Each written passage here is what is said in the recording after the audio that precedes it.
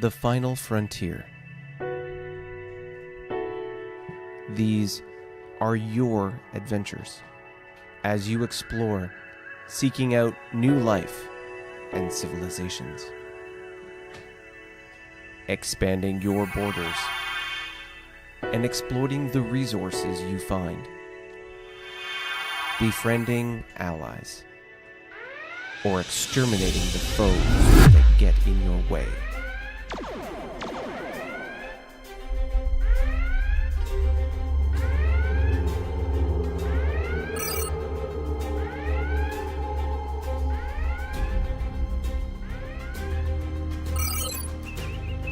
Contact detected entering sector. Configuration unknown. Assessing.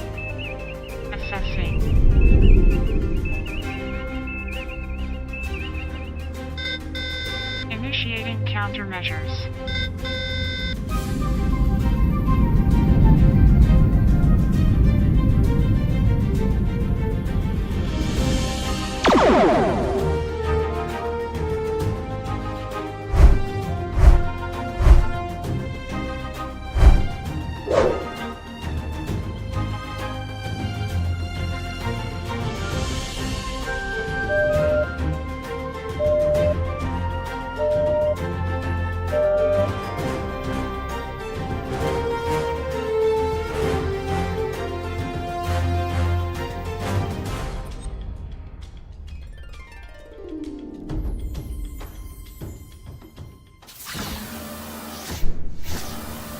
Ladies and gentlemen, boys and girls, welcome to Star Trek New Worlds here on Saturday at 11 o'clock. Yes, I know, it's been a little while. We've gone now 2 weeks, or this is the second week, before getting our next live stream out, and we'll address that in a momento. But if it is your first time here and you're wondering, Tony, what in the world is this New Worlds thing that you're talking about? Star Trek New Worlds is a turn-based strategy game that we play here online with you, inspired by the rule set of Federation and Empire, as published by the Amarillo Design Bureau. The map that you will see here in a memento is produced through the magic of Vassal.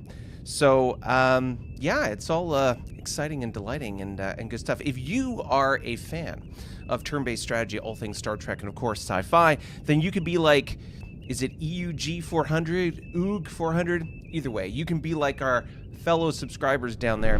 Hit that subscribe button, get notified about the latest and greatest things that are going on when it comes to the story, the narrative of what's going on in this game, and of course, everything that's happening in the context of wargaming here in the Starfleet universe. So, without further ado, what are we going to be talking about today? Well, if you saw the thumbnail, you know there are a couple of exciting things going on. One, our good friends over in the Klingon Empire are doing the classic exhibit thing of... So you want to be a player, but your wheels ain't flying.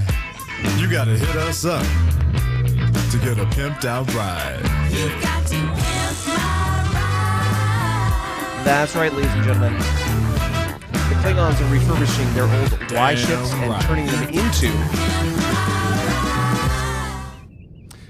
into M-armored, Y-engined ships. The C-4B is now flying around in deep space.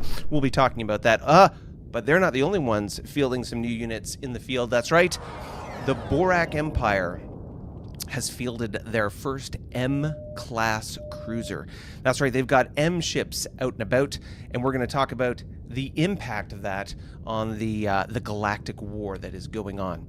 The top, the bottom, everyone seems to be punching at somebody, and we'll be talking about that shortly. So before we go any further, let's jump into the chat ever so quickly and say hello to our good friends. We've got Bill Smitty saying, heyo, Devin Dean is in the house. Of course, Lost Muskrat is here saying greetings to all. Daniel, pew pew, is in the house. And of course, yeah, we've got double digits already on the live stream right now. We're only a few minutes in. Thank you very much for our magic, wonderful, amazing community here on Star Trek New Worlds. If you want to be part of the community, you can be like OOG, EUG 400. Hit that subscribe button, or of course, you can head over to coffee.com/New Worlds and join us with our Coffee and Discord tier over on a Discord channel after this show is done and partake in the banter, the back and forth, the witty repartee, as well as the narrative and the ongoing story that is developing in this game. So, without further ado, I want to take a moment and slide into the economics of what's going on in the game. Let's take a look at the chart. Oh, yes, ladies and gentlemen. You can see the numbers that side. I don't know why I keep messing that up.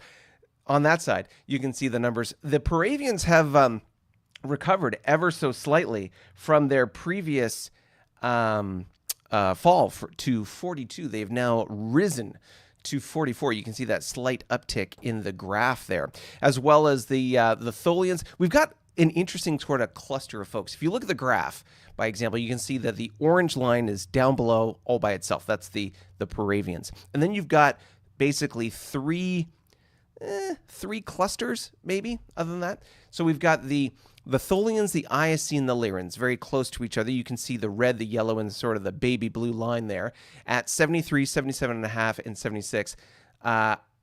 Slightly out of order, my mistake. The Borak, the Hydran, and the Kazinti also clustered together real close at 90.5, 90, and 90, or 91 and 94. The Federation I am going to put into that cluster because they're at 100, and if you look at the graph, they're just so close in the sense of the difference between the Federation and those three factions versus the Federation and the Carnivon. It's quite a delta. So you've got the ISC, the Lyrans, and the Tholians clustered together, the Borak, the Hydrans, the Kazinti, and the Federation clustered together. And then in a stratosphere unto their own, you have the Carnivon and the Klingons. And as you can see here, the Carnivons are at 123 and the Klingons 137 as far as EP. Now, just to put that into context, right, you've got effectively the Klingons, the topmost faction in the game, are 3 times the size of the Paravians, which is the lowest faction in the game, economically anyway. That's pretty crazy. That kind of delta or difference in the game is something we haven't seen. I don't really think in any game that we've ever played. It's pretty interesting. Now, of course, there is a war going on, and the Paravians are sort of suffering in that war, which is why the economics are what they are. And of course, if things were to change in a moment's notice, those numbers could change dramatically with perhaps the Borak joining the Paravians in that lower tier. But the difference between the top being the Klingons so far separated from everybody else and the Paravians down below, like that separation is something we haven't really seen in a game in any of the games that we've played. Whenever you see a faction that usually starts to fall, either there are allies with them or there's kind of like a team that sort of follows that trajectory. You might have one faction that's getting beaten up for one reason or another, but they've got other factions supporting them, and this sort of solidifies their position. In this case, like I say, that difference between the Klingons and the Paravians, both factions, by the way, being factions that are sort of solo in this game. The Klingons are an alliance unto themselves. They are ridiculously big, not only from an economic perspective, from a military perspective. We'll cover that in a second. But equally so, the Paravians are small, not only economically, but of course from a ship count and militarily speaking, and we'll see that in a moment here as well. So yeah, just a lot of interesting sort of back and forth and seeing how that evolves. It's really, really interesting. So yeah, that's what's going on there. Let's take a second and slide into the map just to be able to talk about fleet cap, which is, again, talking about the ships and the offensive firepower that each faction has. Here we go. All right, so here's the map. We're just sitting here at the map, and we've got the fleet cap window up here. So let's go from top to bottom. We'll see who's got what and where they sit sort of in the spectrum. So top of the list, this is sort of alphabetical. The Borak have a total of 97 ship equivalents. They have 145 attack factor, 353 on the defense, and you can see the fleet cap is 370, which clearly indicates there is quite a collection of crippled ships that the that the Borak have that's impacting their total defense factor and fleet cap. The Carnivons, by comparison, are over double that amount with 219 ships.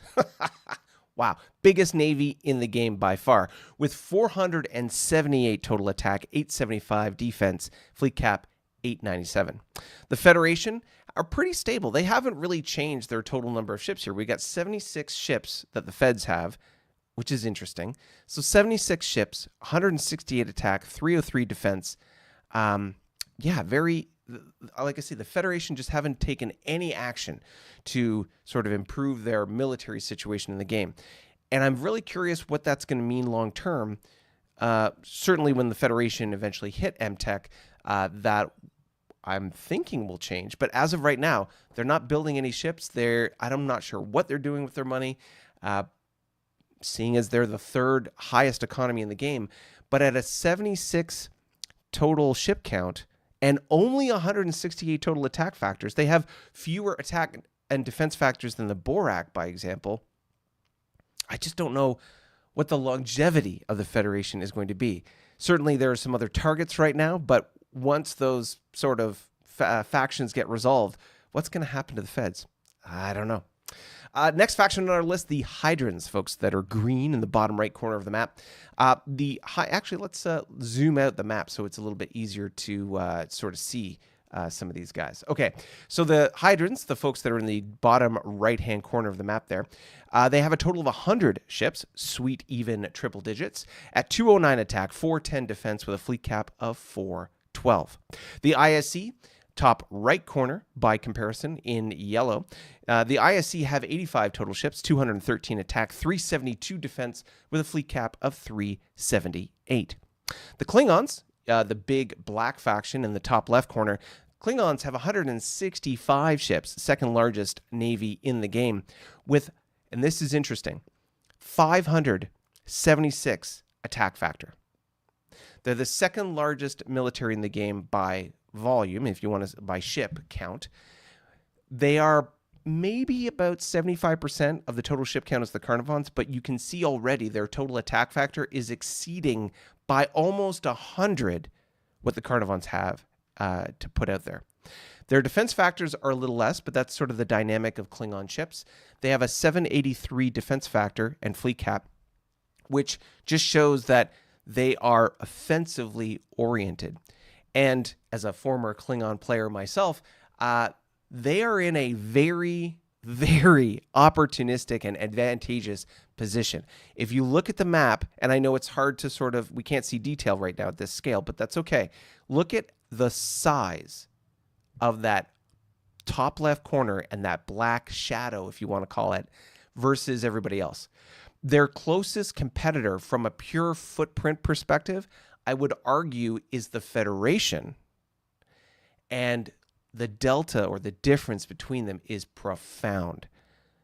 The Klingons have twice the number of ships, more than 4 times their attack and defense factors. It's not it's not even competitive. However, of course, they're not close to each other, so there's no issue there. But the Klingons are they're in a very interesting position, all things considered.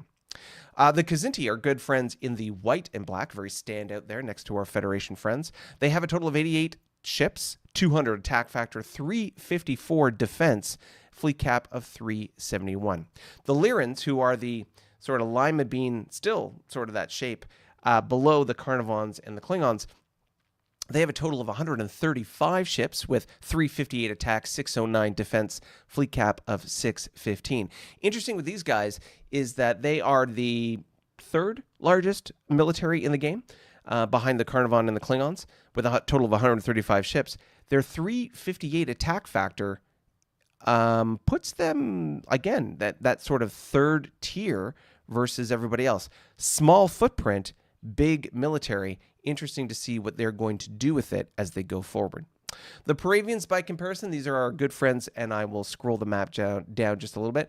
They are the sliver of orangey red and yellow next to the blue down there, and they have a total of 35 ships, and this is important relative to the Borak, who they're currently fighting. 35 ships versus the 97. That's quite a difference. 80 total attack factor, 168 defense, fleet cap of 173. Now, one of the things that isn't captured in these numbers is the bases, so base infrastructure. And the Paravians had done a good job in creating a robust infrastructure ahead of any conflict that they were in.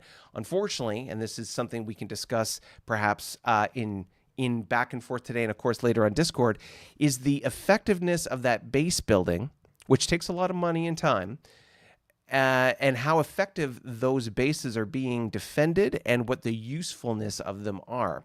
I had an interesting discussion with some folks in our community earlier this week about this very same subject, and there was some interesting perspectives that were raised, and I'll be interested to see that sort of come out in our discussions today.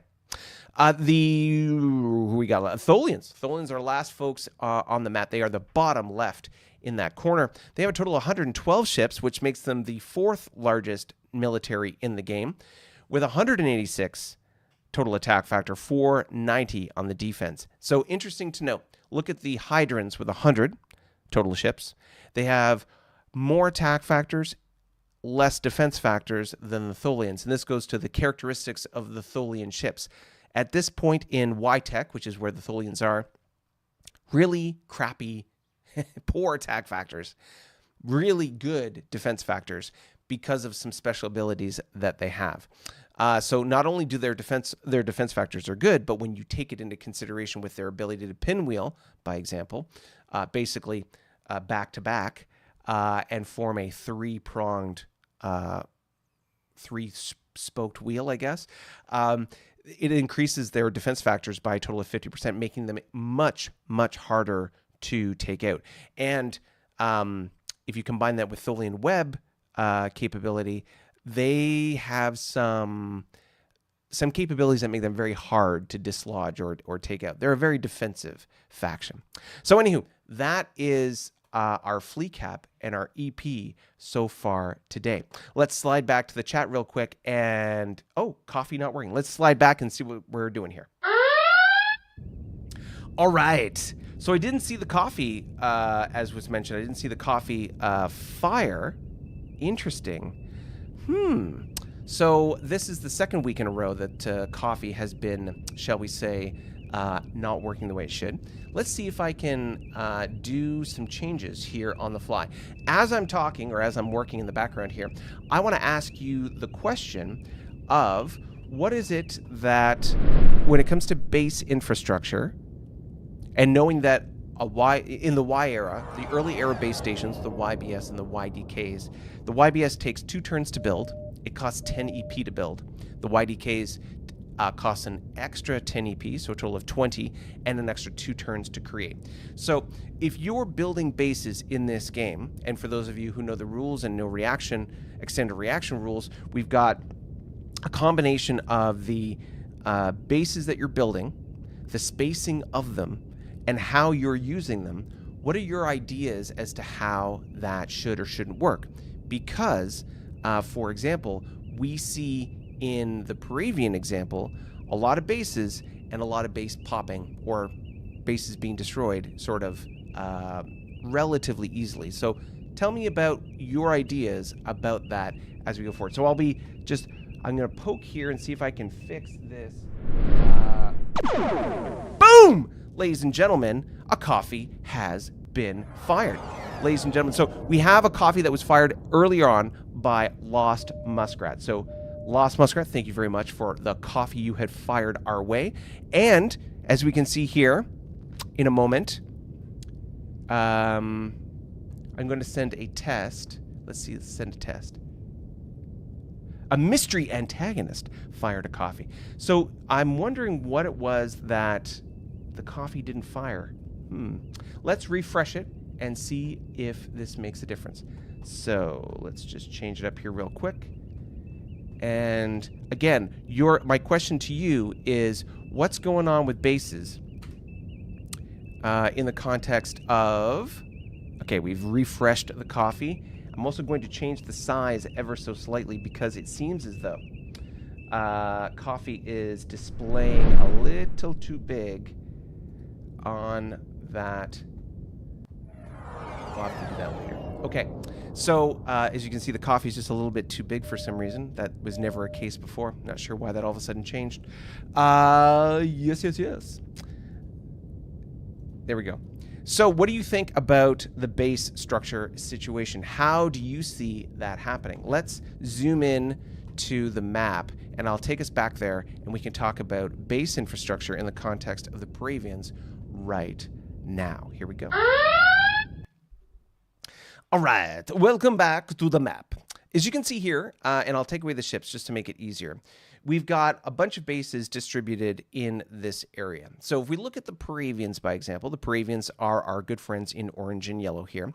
You'll notice a couple of interesting things about how they've set themselves up. We've got YBS, and then 2 hexes away, another YBS, and basically this goes throughout their entire scenario. They've got every 2 hexes, they have a YBS and or a YDK. So you can see in the north, we've got 2 Y docks that have been created. Over on the eastern edge, they've got one over here, and then they're upgrading one right now closer to their homeworld. And of course, on their homeworld, they have one as well. But the big thing here is the spacing of 2 hexes. So by example, you can see that in Kilo 58, this middle section right here, which of course you can't see me highlight. So we've got 2 hexes all the way around it, but nothing in the middle. But generally speaking, every 2 hexes. Now, by contrast, if we go to the blue side, you can see that there are, generally speaking, every 2 hexes, you've got some bases, or at least you've got some bases that are clustered together. So go to the wormhole, we've got a YDK that's guarding that wormhole. 2 hexes away, another YDK, another 2 hexes away from that one, another YDK, and so on and so forth. So not exactly the uniform dispersal pattern that you see with the Paravians, but nonetheless, some co-location or mutually supporting base structures there to be able to set that up. But for example, here we've got in Bravo 54, we've got a YDK, and then 3 hexes away, we have another YDK that's finishing up construction. 2 hexes away from it is a YBS that's finishing up, and then 4 hexes away is another YBS. So it's interesting, the spacing and the usefulness of these bases is different. Now, when the Paravians were building their bases initially, they had no neighbors and no enemies of consequence. They had not initially made contact. This is early stages of the game. They hadn't made contact with their neighbors, so no immediate threats. They were just sort of gradually growing out as they went. And the player who plays the Paravians is very sort of meticulous about making sure that this 2 hex spacing happens. Now, there are other factions in the game that haven't done that. We've seen that, for example, right here with the Borak in blue. But if we slide over just a little bit to the Hydrans, we can see we've got a similar situation here as well. I'll move my head to the other side just so I'm sort of out of the way here. But we can see here that there's the star, which is their homeworld. We go 2 hexes out, we get a YBS. And then there's nothing really, if we're going to the west, there's nothing really that close. 1, 2, 3 to get a YDK. 1, 2, 3, 4 to get another YBS. 1, 2, 3 to get another YBS. And then, strangely enough, once we go to the south or the southwestern sort of area, then you've got another spacing of every 2 hexes a YBS, but then there's one that's 4 hexes away. And then it's sort of like a strange string, and then 3 hexes. So all I'm pointing out here is sort of the strategy behind a consistent pattern of every 2 hexes for their bases versus a more, shall we say, organic creation of bases based on demand and need and expanding out. Now, very clearly, the Hydrans, at least in the earlier part of the game, were more focused on expansion and the speed of their ability to move out and get their footprint. That is expressed in the spacing of their bases.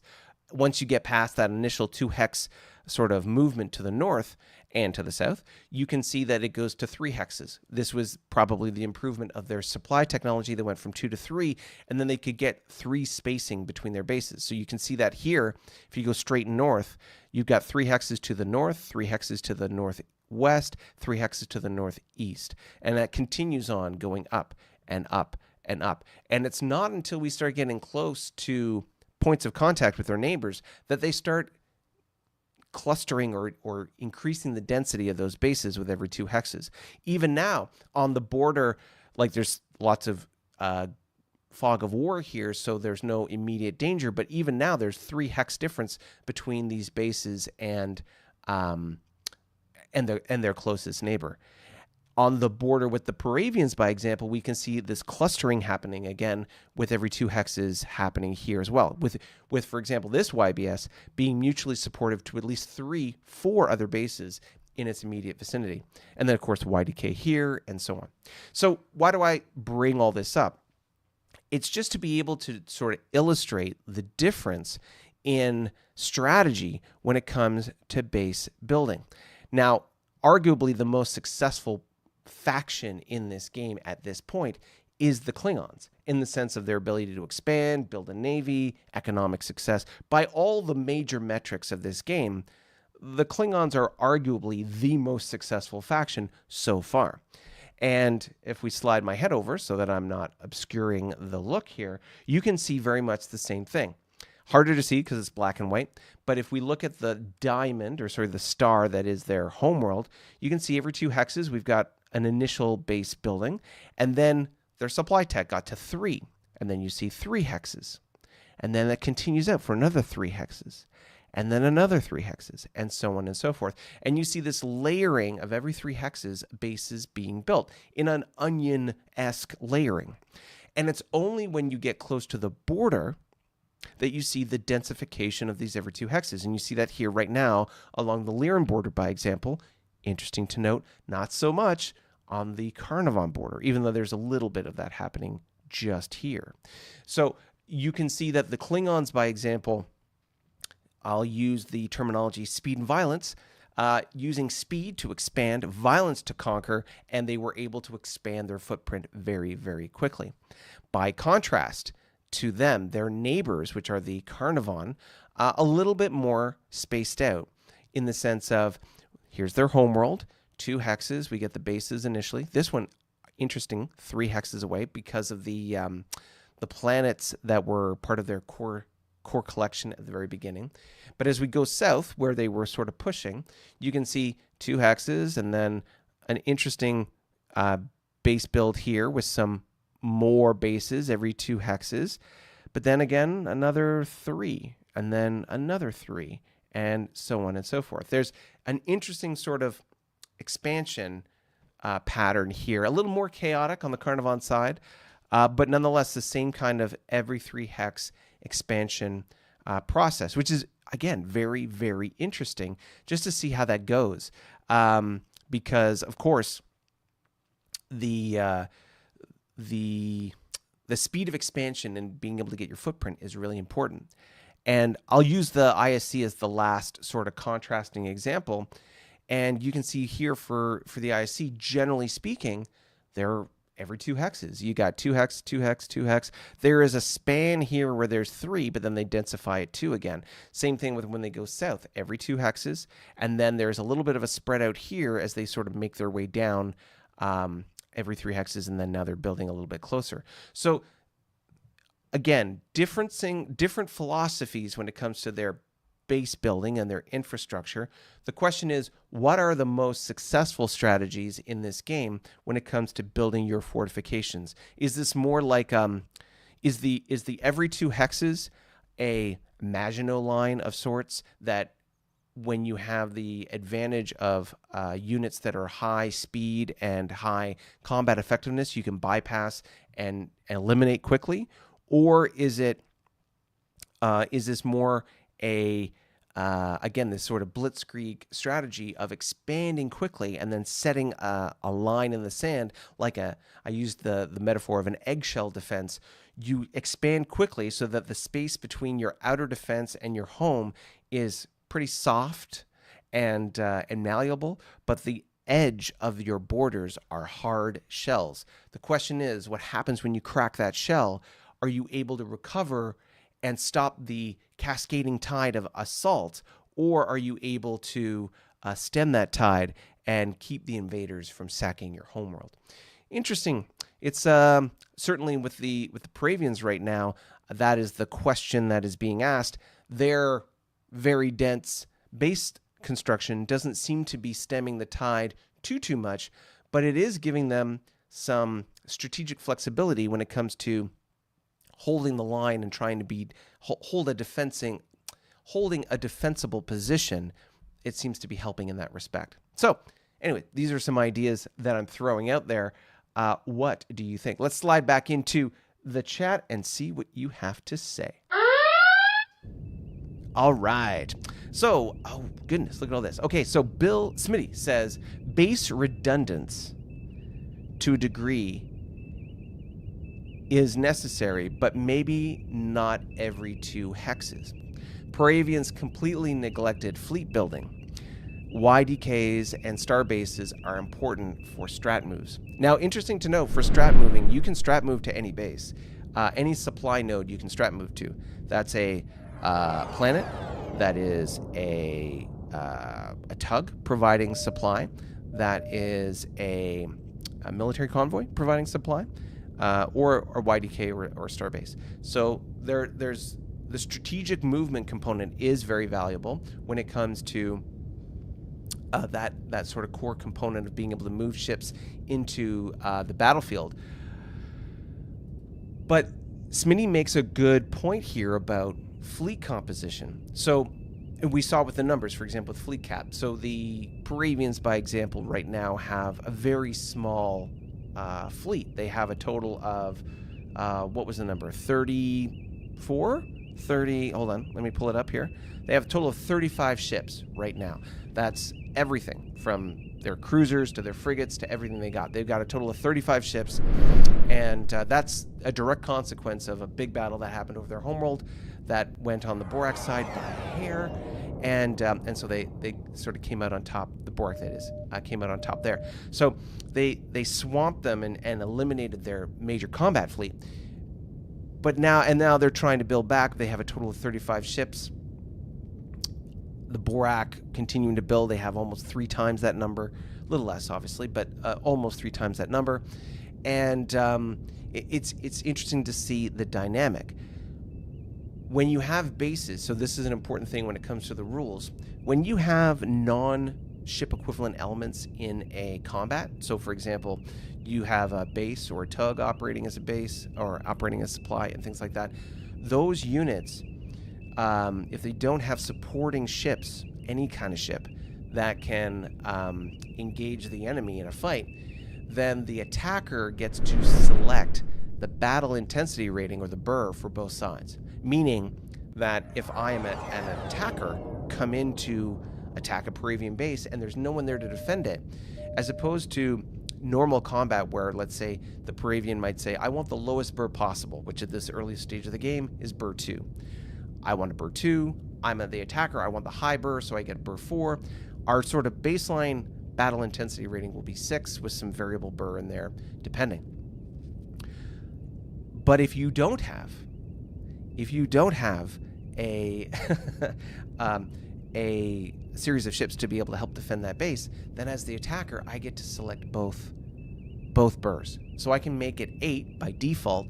The variable BUR might pump it up to 10, and I'm gonna pancake that base real fast, assuming I have, enough attack factor brought in to do that. So it's an interesting sort of dynamic there, and the fewer ships you have, the less flexibility you have to be able to disperse those ships and sort of create that flexibility. The shall we say, one of the big challenges in this scenario is the dilemma that the Paravians and any faction face when it comes to any stage of the game, early, mid, or late. In the early part of the game, you want to expand relatively quickly, but you don't want to expand so quickly that you are excuse me, that you are so fragile that when you bump into a neighbor that they just, roll through you. A great example of this is actually the Borak encountering the Carnivon. So the Carnivon, throughout their early stages of the game, were building a ton of cruisers. They were just building ships like Bonanza. And of course, they're still building bases too, but they were building a fleet of cruisers equipped with prime teams to be able to do their exploration. And that worked out for them because they were able to explore a good footprint. They were lucky in the sense that they got good density of resources as they were exploring them. Interesting to note, the Borak had the opposite luck in that respect, but they built a lot of ships. And so when they encountered the Borak, there was an advantage for the Carnivon because they had almost, I think at that time, a 2-to-1 advantage on ship count. Now, the Borak at the time, prior to any other conflict, the Borak had a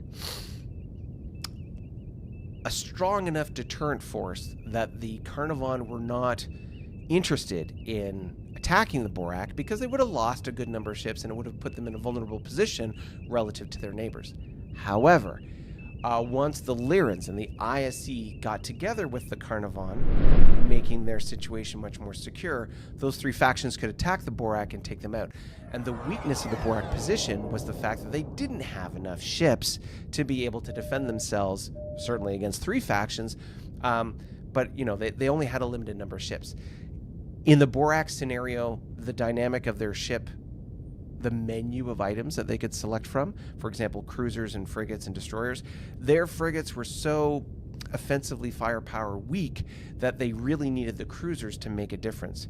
Now, as a Borak player, I've played with them enough now to sort of get a sense of where the sweet spot is, but initially anyway, it wasn't really beneficial to the Borak to engage in a fight, and certainly against three factions like that.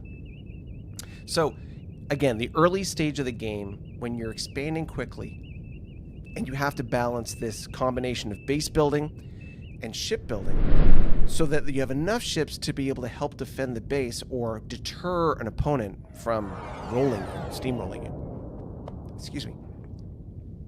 You don't want them to steamroll you, but at the same time, you need to build enough infrastructure to supply and defend and provide that backbone that those ships can rely on. But you can't leave those bones open without any support, because as is happening right now with the Borak and the Paravians, you just roll in and you clean their clocks. There's YBSs certainly are not enough, not strong enough to be able to hold that back. Smitty is saying YDKs and starbases increase numbers of ships you can strat move. So that goes to our tech tree. So our tech tree, for example, has different tiers of technology, like any technological tree or ladder.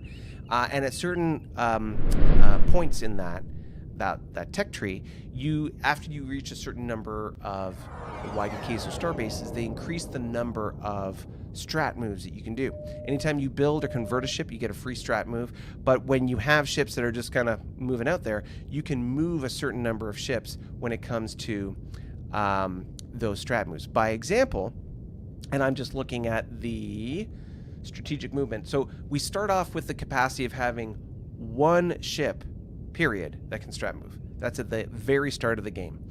And then right around the time that you get Y-Tech, you get the ability to move one ship plus half a ship equivalent per YDK to a maximum of 3 ships you can strat move, period. So you can only ever move 3 ships via strat move. And then the distance, there's a component around distance. Once you sort of get in between Y and M-Tech, you can move twice your normal operational distance for a strat move. And then right around M-Tech, you get the ability to move 1 ship plus an additional ship per starbase or YDK up to a maximum of 6. So if you have 6 YDKs, you can move a total of 6 ships via strat move. And then it just escalates from there, getting to a point where you can max out to a total of 12 ships at the top tier of that tech tree. So just giving you a sense of sort of how that evolves. And yes, having YDKs and starbases in your repertoire helps add the total number of ships you can move via strat move, and of course the locations that you can strat move to. Not to mention the repair capacity of these bases, the fact they're harder to kill, etc., etc. There's lots of advantages in that context. Okay, so we've spent a lot of time talking. Let's jump in, and I want to talk about, as we were mentioning before with Pimp Our Ride, I want to talk about the Klingons and what they're doing when it comes to refurbishing their fleet. Here we go. All right, ladies and gentlemen, here we are. Now, I'm going to bring the ships back, and once again, we're going to talk about Pimp My Ride. So if you may or may not be able to see this, but the cursor is hanging over the wormhole that goes to Tholian space. Now, we have previously identified that in the Tholian Border Squadron, which is the fleet that sits on that hex, the Klingons had, shall we say, a significant amount of ships. So looking at the what's in the fleet box, and I'll just move this down here so it's a little bit easier to see, we've got a complete, oh my God, there's 40 F4s. F4s are the Y-era destroyers for the Klingons. They are a great ship. They cost, for their cost and repair capacity, they're just a great ship in the Y-era. So the F4 is a 3 attack, 4 defense ship, and he's got 40 of them. That gives him a total attack and defense factor of 120 to 160. 120 attack, 160 defense. That is just ridiculous. And that's just the destroyers. In addition, he's got just a pair of E2s, which are, again, Y-era frigates. And then he's got a handful, 5, M-era frigates that are just supporting what's happening there. Okay.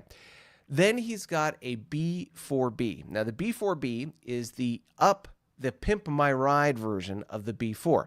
The B4 is a Y-era battleship for the Klingons. And the B component is the refit. The refit allows them to be able to equip M-era weapons on a Y-era hull, basically.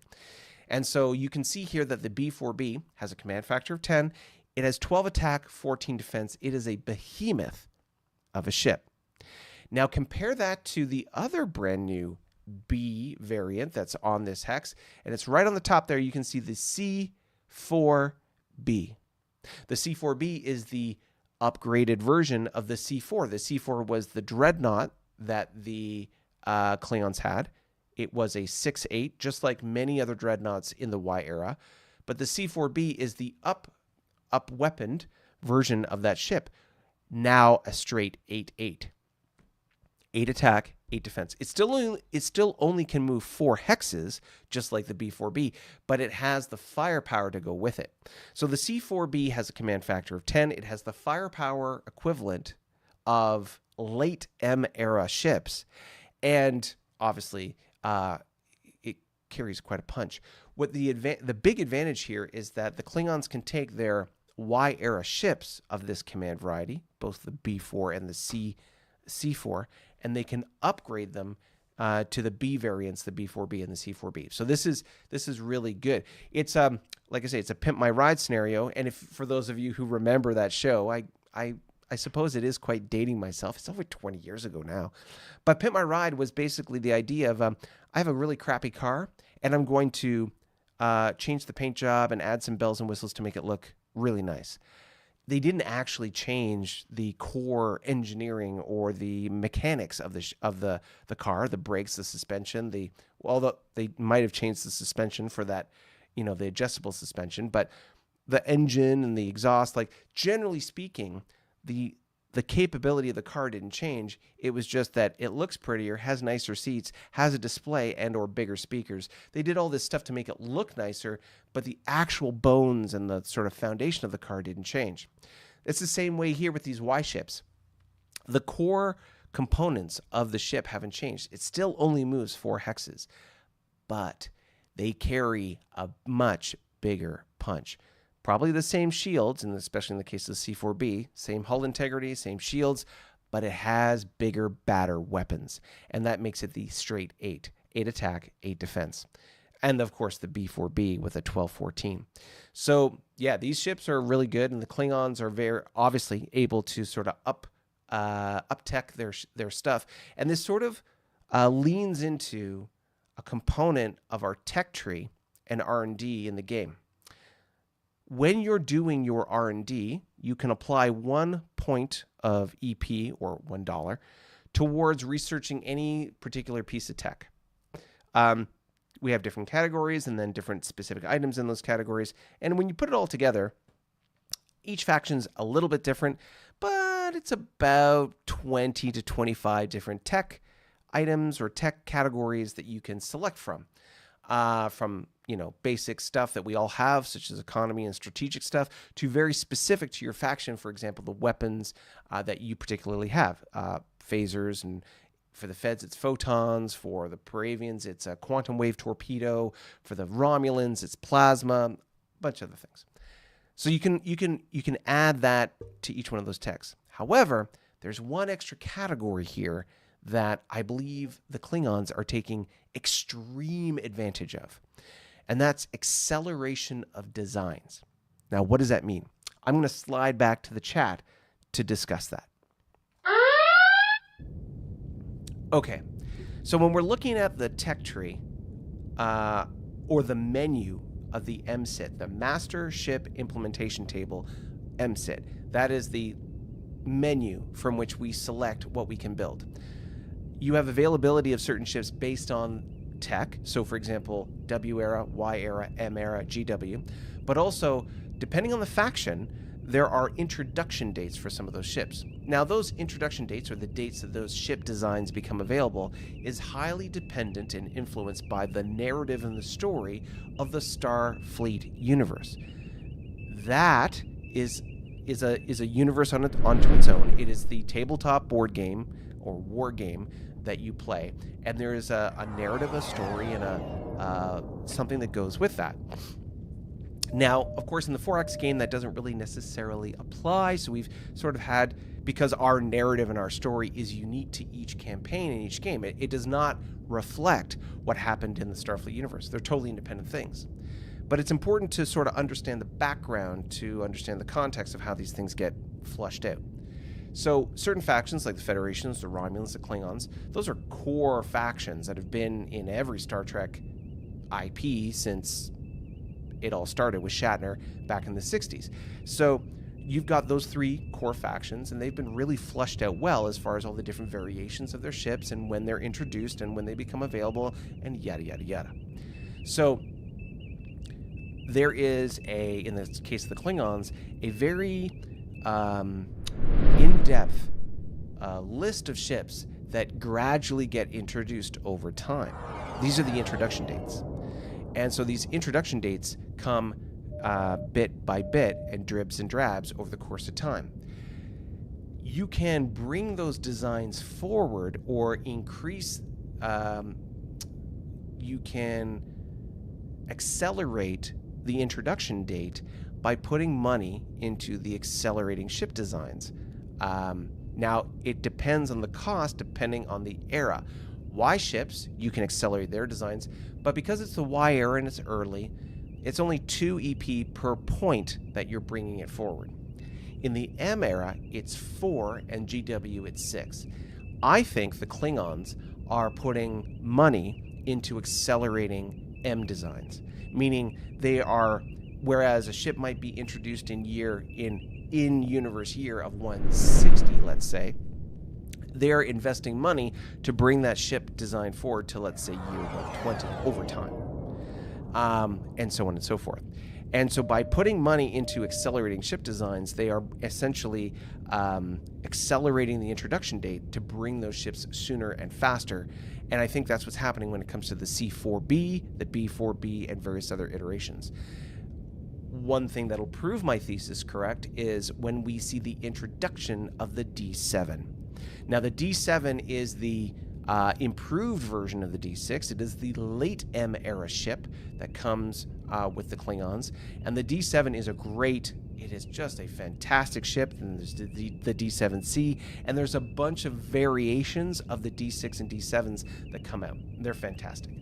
I say that as a former Klingon player. I loved the diversity of Klingon ships when they came out. But I think he's putting money in to bring those ship designs forward so that he can get more tools in his toolbox as he goes forward. Not to mention, once the GW ships arrive, well, that's a whole nother kettle of fish, but that's what's coming. And the Klingons being the biggest economy in the game by a factor of like an order of magnitude almost, that is giving them the flexibility to be able to do that. So very interesting to see how that sort of rolls forward. So not only are they refurbishing and pimping their rides when it comes to their old Y ships, i.e. the C4B and B4B, but they are, I think, accelerating the design. So be on the lookout for new, like I say, F5, D7s. Those are the kind of ship designs that'll be coming, I think, fast and furious from the Klingons. And as opposed to, let's say, in 20 turns you might see them, I think you might see them as soon. We're in turn 73 right now. That's the turn we've submitted for. I think you might see Klingon D7s and those variations as soon as turn 90. In about 20 turns, I think you'll see them. So we'll see how that goes. All right. I see chat. Let's jump in the chat and see what people are saying here as I bring up pop-up. Okay. Paravians completely neglected shipbuilding. YDKs and star bases are important for strat moves. We've discussed that. GW Tech Task Force takes huge advantage also ISC mobile-based lunge. So he's referring to some techs that are sort of specific to the ISC. And certainly every faction has certain tweaks, advantages, and capabilities that are unique to their faction, and I believe that's what Smitty is mentioning here. Some of the stuff that he's working forward to get. He says, like all C4s, it goes boom when heat and friction are applied. So I think Smitty's not too worried about them Klingons. Daniel says, Tech Tree is based off the fictional timeline of the Starfleet universe. Spending EP allows you to achieve technology earlier in history than normal. So, like I was saying, bringing those introduction dates forward, so instead of being 160, might be 120, and so on and so forth. Makes a huge amount of sense. Spend it to make it, baby.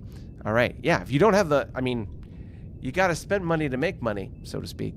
And we'll see how that goes. All right, so that's what's going on with the Klingons. Woo! And let's jump into our map again, and we'll round out the Klingons, roll into the Carnies, and talk about the ISC. All right. So we talked about the C4B, and you can barely see the bottoms of a bunch of, and I can just bring it down ever so slightly, because I have to zoom in a little bit to show you what I show you on the screen. You can see that there's a series of M ships up in the top here, just trying to pound out those last fog of war hexes. And once they're gone, and everything will be copacetic. All right, so let's maximize that again. So we can see here that there's a bunch of M ships in the north. We've got obviously the C4B right there. On the homeworld, notice it's hard to see, but for the first time in this game, someone has built a monitor. Now, I have never used a monitor in this game before, so it'll be interesting to find out the details of monitors. But if memory serves, and I may be wrong, I'll have to look it up.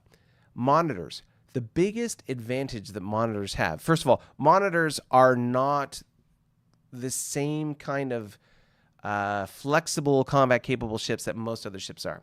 They don't move like other ships. They are specifically designed to defend planets.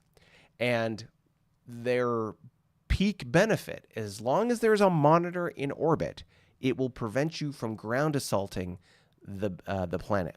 So you can't land troops, you can't assault bases, and so on and so forth. Why is that important? Well, for example, when the Borak attacked the Paravian homeworld, the Paravians had 20 ground bases. I landed a series of troops on the ground and used those troops to assault the base and did a series of damage on those bases, driving down that number. It was only because of the phenomenal success of my ground attacks that I was able to win that fight. And monitors prevent that from happening. So monitors have a great deal of usefulness in sort of protecting your planet from ground assault and preserving those bases and the combat effectiveness that they have. Interesting to note, a ground base. So, for example, an M-era PGB has a 3 attack, 3 defense versus the 1-2 of the Y-era version of the same thing. When I land ground troops and attack you, it's not my total attack factor that makes a difference. It's just whether I'm successful in taking out bases. There's some factors that go into it as far as roles and various other things, but those are really important factors to take into account when you're doing the ground assault. And monitors neutralize that, which is very advantageous. Okay, when it comes to the Klingons, we've sort of gone over this in principle. They're not really doing much on the border with the Lyrans. As you can see, they have a cluster, pick your expletive, of ships down in this corner, pushing hard. If I take away the ships real quick, you will also see that there's base building happening down there to be able to extend their reach as much as they can. Basically, if you zoom out a little bit and you see what's going on, they are trying to get around the Lyrans to get to the Kzinti and or the Tholians. We'll see how that all works out. But as I mentioned in the description for this video, the Klingons are currently in a standoff with the Tholians on that wormhole up in the corner here. They have a stack of ships. Again, 120 attack factor, 160 defense factor in just destroyers sitting there preserving that wormhole. Will they choose to ever attack through that wormhole, or will they distract with this thrust down south? Will they distract using that to be able to get to the Tholians and or the Kzinti and or both? Who knows? We'll just have to see how that goes. Something to note, though, there is only 1, 2, 3, 4, 5, 6 hexes between the border and the closest Klingon ship. That is going to disappear faster than you think. And that is going to make the Kzinti Klingon relationship very interesting. Keeping in mind the Klingons are the biggest military faction in the game. Well, depending on how you count it, second. And the third largest is the Lyrans. If the Lyrans and the Klingons gang up on the Kzinti, there are going to be problems. And especially with a Federation, who obviously is the partner of the Kzinti, with only 70-odd ships, what are they going to be able to do? It's going to be very interesting to see how this evolves going forward because, as has been sort of telegraphed, the northern factions of the Klingons, Carnivon, ISC, and Lyrans, are working together through collusion, in the case of the ISC and the Carnivon straight-up alliance, to move south and eliminate all the factions in their way. The first victim of that, of course, was the Borak, and they're sort of negotiating their way out of that. And then, of course, the next up on the docket will be the Kzinti and the Federation. How will they respond to this?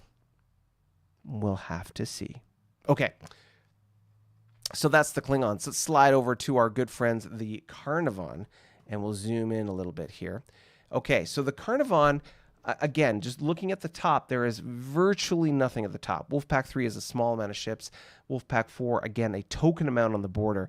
The big stuff that's happening is what we're looking at here. We have Home Fleet, Sapphire Fleet, Diamond and Ruby and Emerald Fleet. This is the constellation of big ships that the Carnivon have.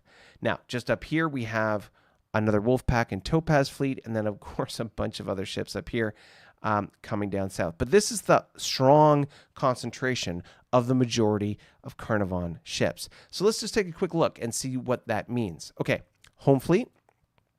I'll put Home Fleet right here above where Home Fleet is right there. We've got Ruby and Diamond, so we'll pull up Ruby and Diamond real quick. So there's Ruby, put that over here, and then there's Diamond, Diamante. Diamond Fleet.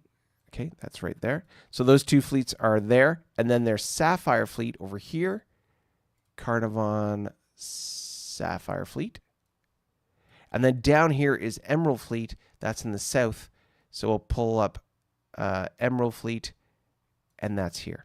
So these, and I'll just scroll down a little bit, these three constellations of, or four constellations of ships is really the major thrust of Carnivon military power. Let's see what it means. So home fleet at the very top here, we got a dreadnought, a pair of heavy cruisers, some drone bombardment cruisers, destroyers, and some frigates. You can see there are a total of 13 frigates here. In Ruby and Diamond combined, you've got a collection of command cruisers, total of 3. Again, another combination of heavy cruisers, 4. A drone bombardment cruiser, total of 5 destroyers, and then 13 plus 11, 24 frigates. I don't know if you're picking up what I'm putting down here, but there seems to be a lot of frigates in their fleet. Sapphire fleet, again, just kind of rounding out the top portion here. We've got 4 frigates, so smaller amount. We've got 2 destroyers, 2 drone bombardment cruisers, 3 cruisers, and a command cruiser.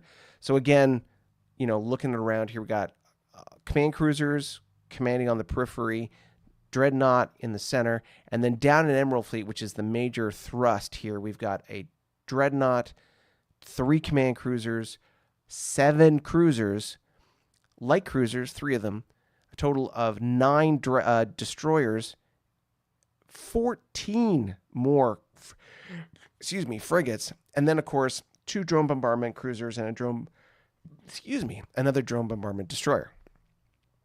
Put that all together, that is the majority of the Carnivon's military might, all in this pocket.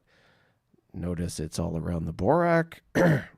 Just saying, Borak are going to get squished at some point. And so that's what we see here. Of course, we've got other ships up north. We've got cruisers, destroyers. We have support ships, basically reserves, we'll call them, up in this way. So if for whatever reason, and there's nobody who can do this in this turn or anytime in the near future, if for some reason all those 4 fleets or 5 fleets I mentioned get somehow taken out, who knows? But if they were to somehow get taken out, the Carnivons still have reserves to be able to sort of stem the tide if someone was attacking them or whatever the case is. But that is the concentration of their ships. And holy dynam. In fact, if I look at compots, it'll take a second for this to populate. But the compots will show us the total number of ships and attack factors that are sort of combined in all those fleets. So let's see here. Okay, so we have Carnivon. It'll probably be in the top here. Carnivon Home Fleet. Carnivon Home Fleet has a total. Let's just do the quick math here. I'll do it on a sticky note so that it's fast and furious. Okay, so we've got 22 ships with 55, 86. That's Emerald Fleet. Sapphire Fleet, which will be, I wonder, let's see here. Let's go down here. We'll go to Ruby. Ruby's one of them. So Ruby has 20 ships, and it has 4473. That was Ruby. Diamond Fleet, I think, was the other one. Diamond. Let's go back up here. Diamante. Where are you? Diamond. Am I misreading it? Diamond Fleet. Yeah, Diamond Fleet. There it is, Diamond Fleet. So 17 ships and 3969. Great number. So that's home. Did we do Sapphire yet? I don't feel like we did Sapphire. Sapphire,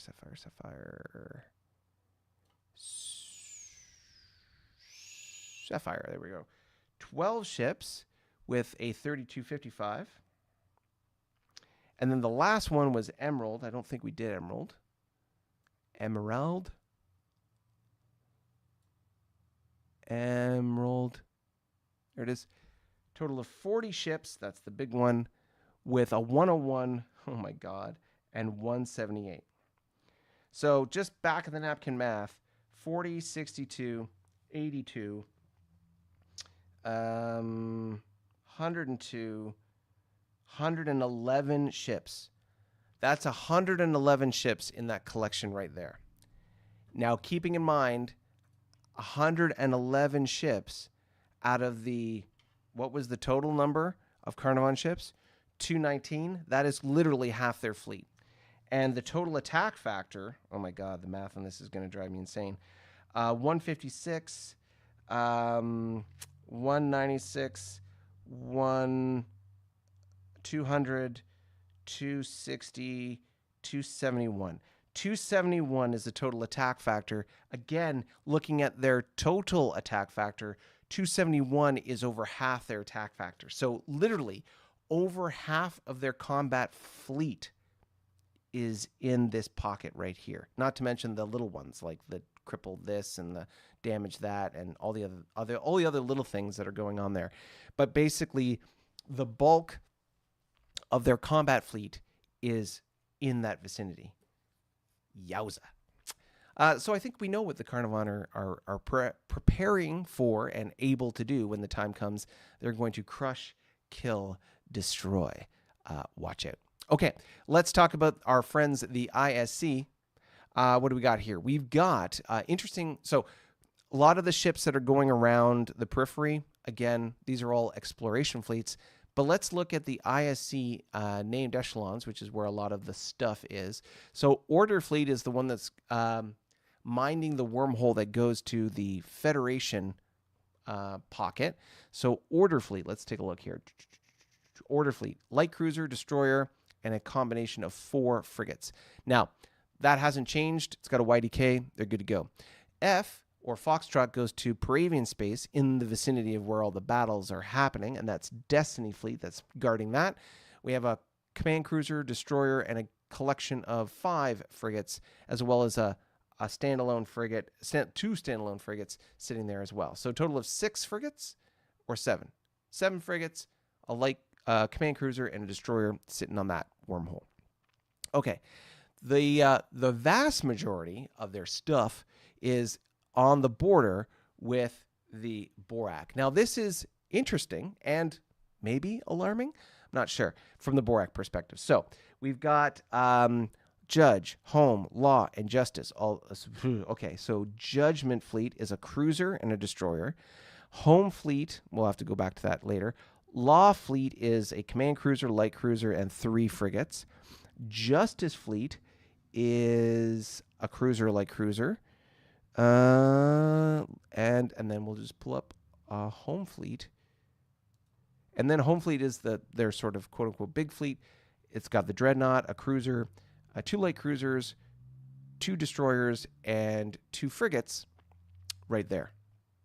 Okay, and then, of course, they've got Enforcement and Truth Fleet. Let's see, Enforcement and Truth Fleet right there. Command cruiser, destroyer, CACL, DD. There we are. So that's what that's looking like. Very, very interesting. So, when we looked back at the fleet cap numbers for the ISC, they didn't have a crazy number of ships. They're not one of the factions that has over 100, but they've got a fair number. They've got 85 ships. That puts them sort of in the ballpark of a lot of the other factions.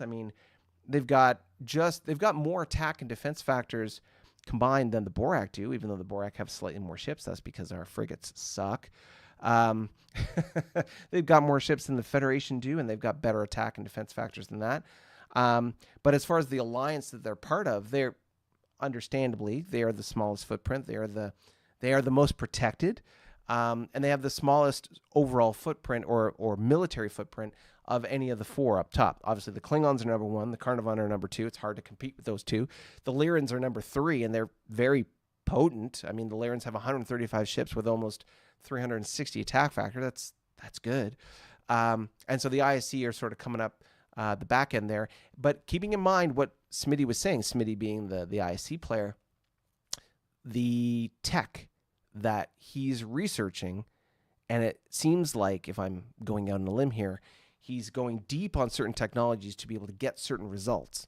Those results will translate into higher combat effectiveness and really good combat capability when he's playing or when he's fighting somebody in the future. It'll be very interesting to see what that looks like as we sort of roll that forward. So, anywho, interesting to note. Okay. It ain't so, Tony, Lost Muskrat said. Okay, hold on. What's going on? Conclusion, question mark. What the heck, dude? Bill Smitty says. I'm not sure what you're referring to, Smitty. What is the conclusion that you are questioning? It ain't so, Tony, says Lost Muskrat. Again, I don't know what you guys are commenting on. What is the reference that you are making reference to? Daniel says, here, I'll just slide back so you can see this stuff. So Daniel says the ISC, or George Fortnell says, good afternoon, Bill. How many DNs do you have now? Daniel says the ISC have built and sold several DNs on top of the ones they have in their own navy. Interesting. They certainly sold a couple to the Federation back in the day. Smitty says, hey, George, 3 with 1 building, maybe 2 with 1 building, not looking at my stuff. Right. So there was a point when the ISC were talking about and thinking about selling the Borak a dreadnought. That would have been incredibly useful depending on the timing. I don't know that we're at that point anymore. That being said, though, there is a dreadnought in close proximity to the Borak homeworld. We could talk. Let's talk. Okay, George Fortnell, what? The ISC making friends and selling ships? Should I be surprised? A good neighbor? I feel like there should be a question mark at the end of that one. Somebody says, you said we were colluding in the north. Of course. Yeah, you're colluding in the north. So, just so we're all clear. All right, collusion. Let's look it up. Collusion, meaning, definition. Okay, so collusion, the secret or illegal cooperation or conspiracy, especially in order to cheat or deceive others. That feels like not an appropriate definition of what I'm describing. This is the Merriam-Webster dictionary. Secret agreement or cooperation, especially for an illegal or deceitful purpose. Okay, so how does that definition apply to what we're seeing? Let's use different factions as we go forward. If we look at the Klingons and the Carnivon, they do not have a defined border, meaning there's no stated peace treaty. However, they have a quote-unquote agreement, arguably secret, to cooperate. Obviously, they are not attacking each other. They have an undefended border with each other, and they are working in collusion, in cooperation, in a sort of deceitful way. Because they're not in an alliance. There's no publicly stated agreement. They're just sort of like keeping it under the rug. So I guess the term deceitful sort of needs a little bit more fleshing out there. Let's see if I can deceitful. There we go. Meaning, definition. There we go. Boom. Okay, so Merriam-Webster again for deceitful, just so we're using the right words here. Having a tendency or disposition to deceive or give false impression. Okay. So there's perhaps a false impression that they're not at peace, but they are, if that makes sense. So that's the Carnivon and the Klingon by example. There again is no concrete border between the Lyrans and the Carnivon, and there shouldn't be necessarily because they haven't really bumped into each other yet. But they are very obviously cooperating and working together. But without an official alliance or agreement, then that would be collusion because it's not transparent, it's not fully out there. There's an element of deception to what's happening in that respect. And certainly the cooperation and agreement between the Carnivon and the ISC has been meeting the definition of collusion from the very beginning. If only because if we look at the history, right, the Borak had a signed, transparent, publicly announced mutual defense pact with the ISC. The ISC then broke that agreement and worked with the Carnivon and the Lyrans to, of course, pressure the Borak into the situation they're in now. That would meet the definition of collusion, as it is a secret agreement or cooperation, especially for deceitful purposes, i.e. deceiving the Borak to believe that they had an ally in the ISC, and that didn't work out, so, that is what it is. So, just looking at the bare bones definitions of the words, that kind of meets the definition. All right, what do we got here? Bern Weiser, am I pronouncing that right? Hi there, question from viewer. Hey, Bern. were extra ship designs beyond those published by ADB or SFB. So SFB... Oh, I see. SFB, Fleet Command, and FNE added to this campaign. I feel like the answer is no. Bill Smitty's answering this question. He says, no, Burn. If you look at standard FNE box set pieces and at our game, they are the same big difference. We start at W, go to Y, then M, finally GW. Tech levels, does that help? The only thing I would say is that there are... So, for example, in FNE, the Kestrel Klingons... the Kestrel Romulans, excuse me, are part of the Romulan faction. We've made them their own faction in this game. So we have the Remans, a la Star Trek Nemesis. We have the Remans and the Romulans, and there are two different factions. The Imperial Romulans, which are like the classic Warbird stuff, they don't get Kestrel ships, but they do get the Sparrow ships later in GW. The Kestrel ships and the Remans are their own branch completely. They're their own independent thing, and we've scaled their ship designs to sort of match that, if that makes sense. Looking for analogous ships, both with the Romulans and the Klingons, and sort of guesstimating appropriate stuff. That being said, though, I have yet to play a game where the Remans have gone into GW, so that's an interesting sort of component to that. As far as other factions, there are other factions like the Vudar and the Soltorians, and at this point minor factions that play in the game, and they are I wouldn't say that there is a robust ship list for those factions. However, everything that we've created in the context of this game is a direct inspiration, adaptation, or motivated by stuff that's published in ADB. It's not like we're just like, oh, I'm going to just invent something on the back of this napkin and boom, that's the new ship that we're going to use. No, everything is an interpolated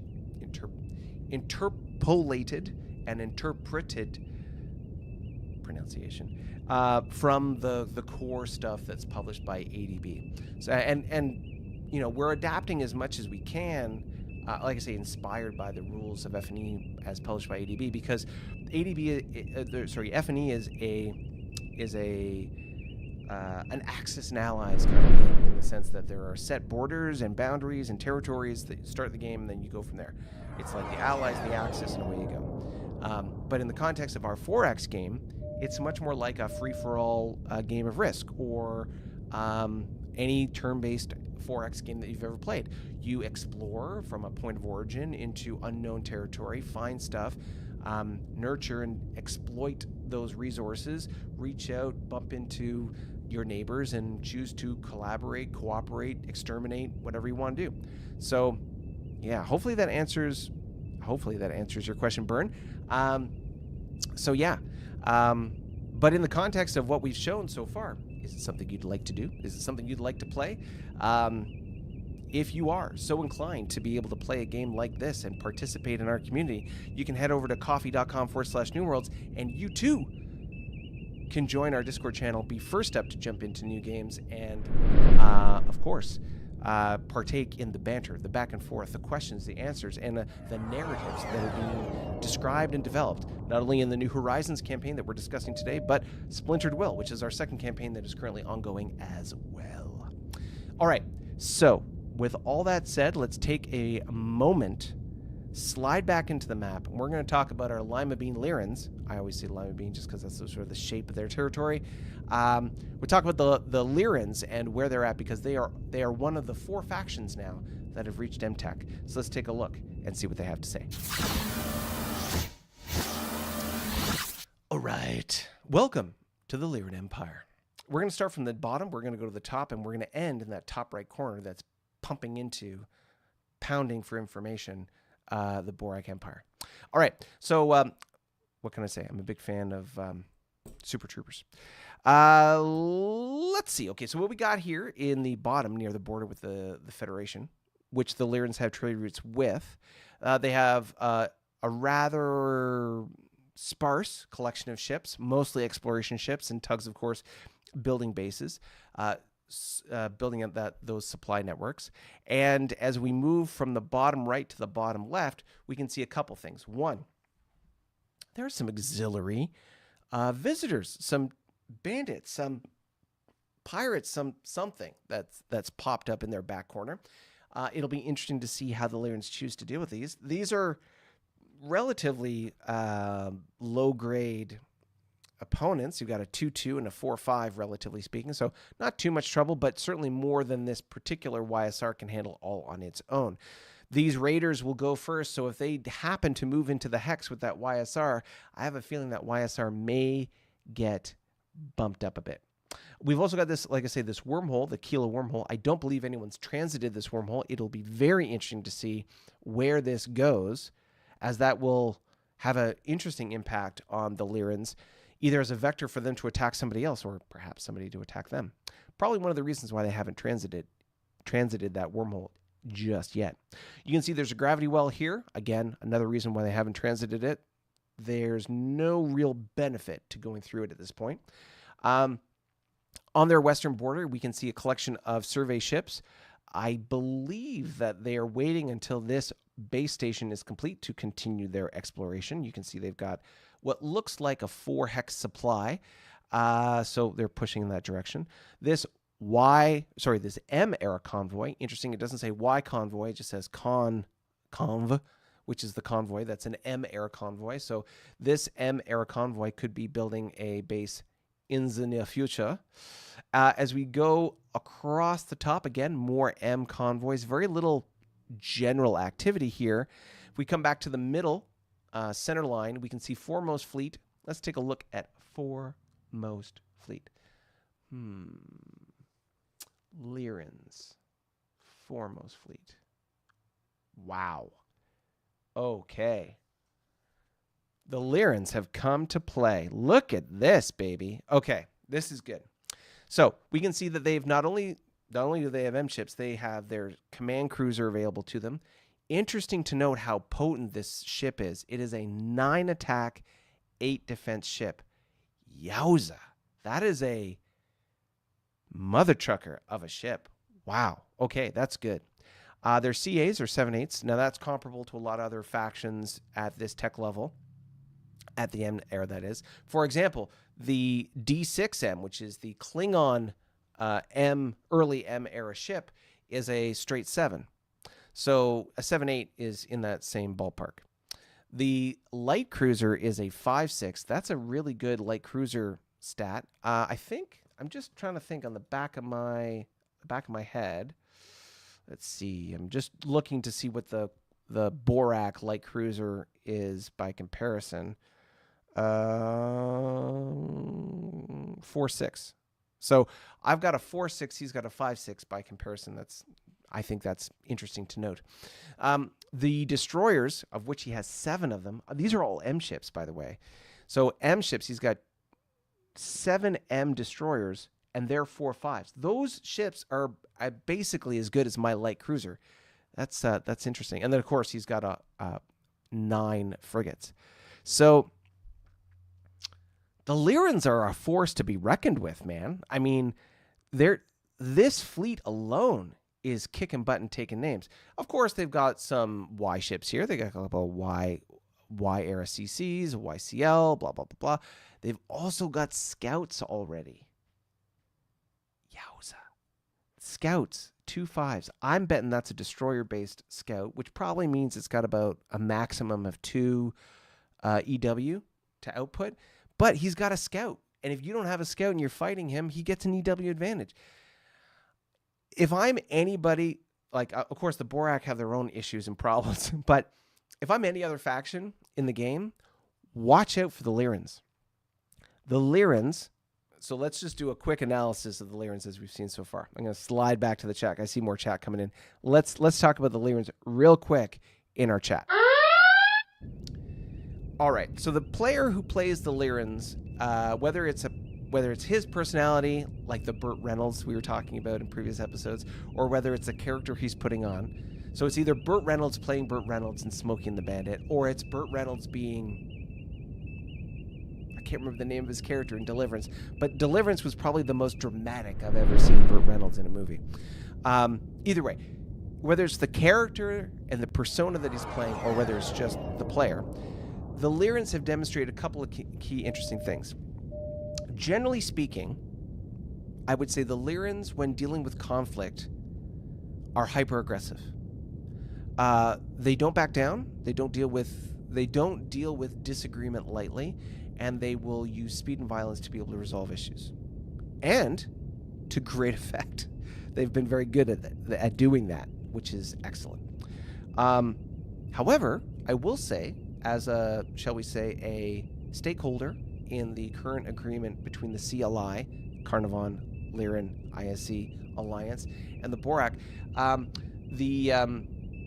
there have been some more tense moments and less tense moments, but generally speaking, the Lyrans are, I would say, at this point in time, good partners with regards to how we're working together, or like the business relationship is good.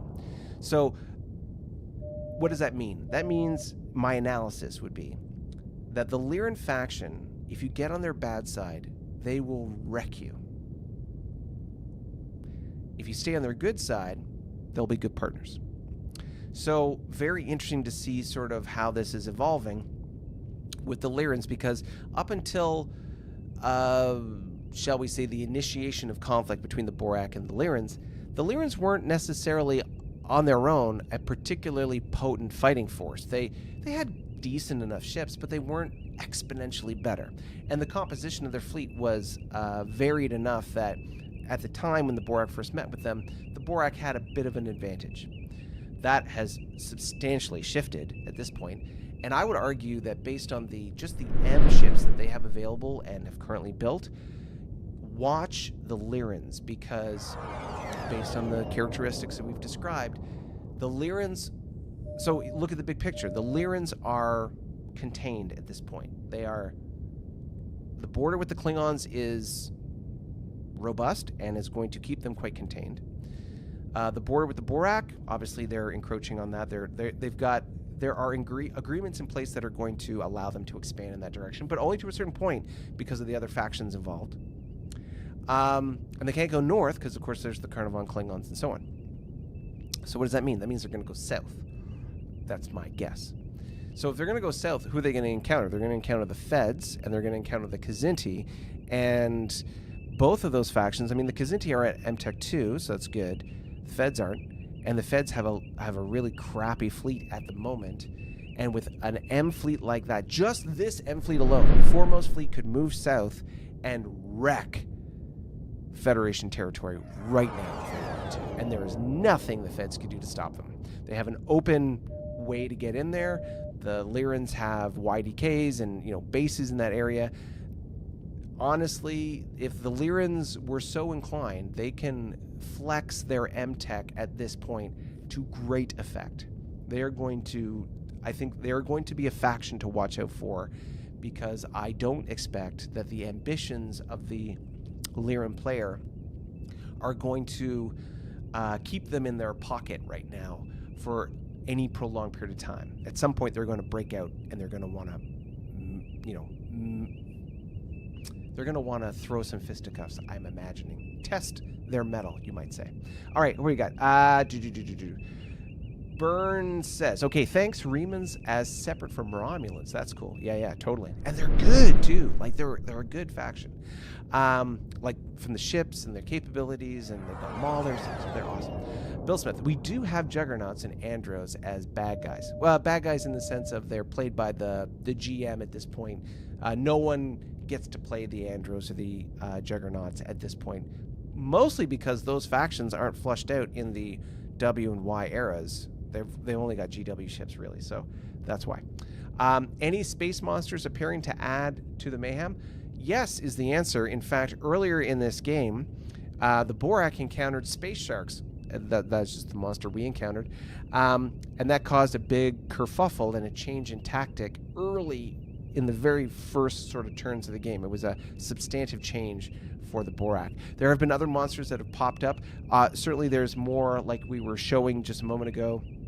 There are sort of, well, they're not pirates, they're just bandits or a third faction that the GM is controlling, sort of that comes out of the shadows every once in a while, which are these yellow and orange or red auxiliary battleships and cruisers and things. So they're part of a random encounter table that the GM uses. Bill says, yes, those are part of the random encounters. Each turn, each faction could get hit with a random encounter. Random encounters could be good or bad. Very large range. Yeah, so true. There is, and the time you go between random encounters increases the likelihood of a random encounter for you as you go forward. So, with all that said, let's return to the map and finish off talking about the Lyrans. All right, ladies and gentlemen. So again, these M ships with Foremost Fleet, love it.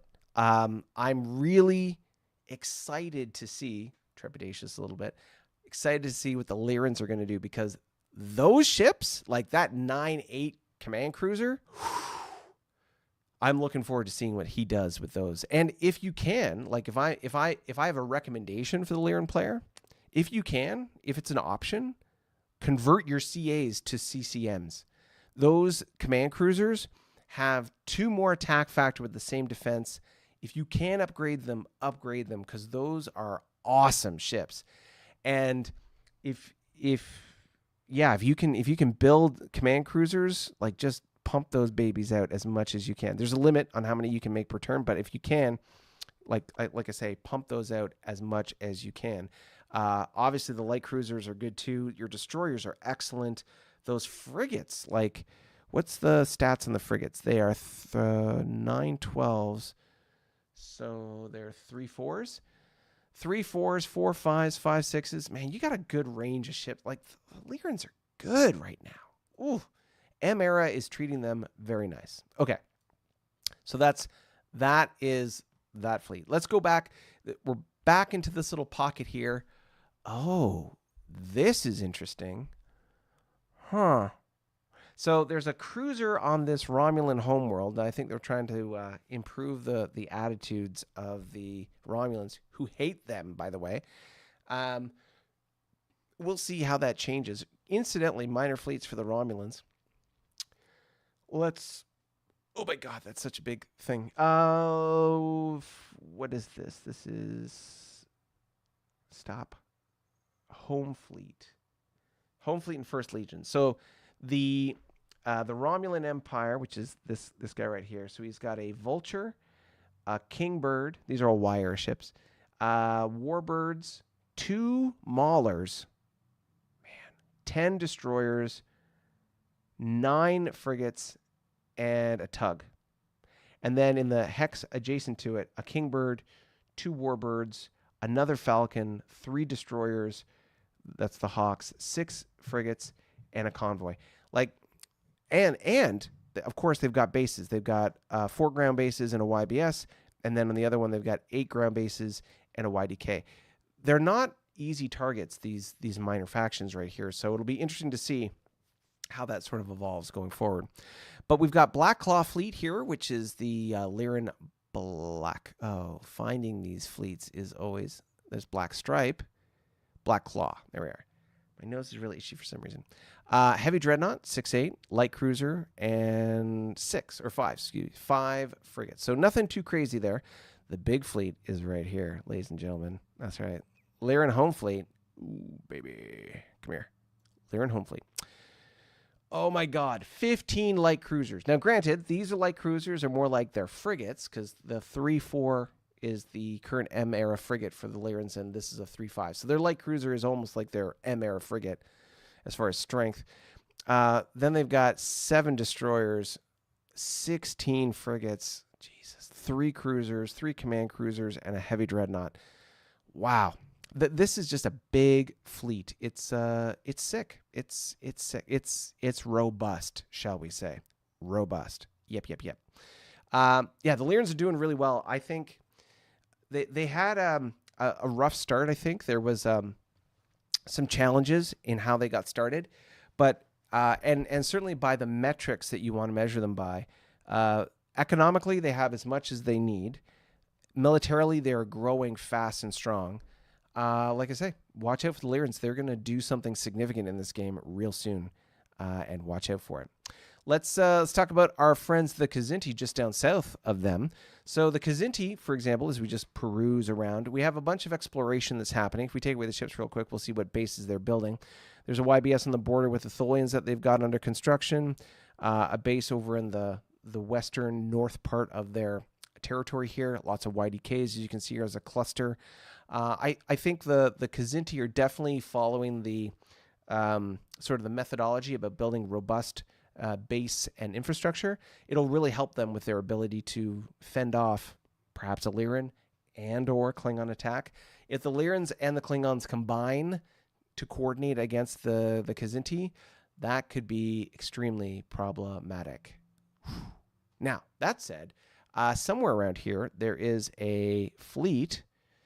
It's not Duke fleet. Let's see. Kzinti. The Kzinti have a bunch of strike cruisers, which are their, let's see, Prince's fleet, maybe? No, that's a command cruiser. They had a fleet floating around here somewhere that had a whole bunch of strike cruisers, which are their M-era ships. And I'm trying to see, Marquis fleet. Maybe it's Marquis fleet. Kzinti. Marquis fleet, where are you? There we go.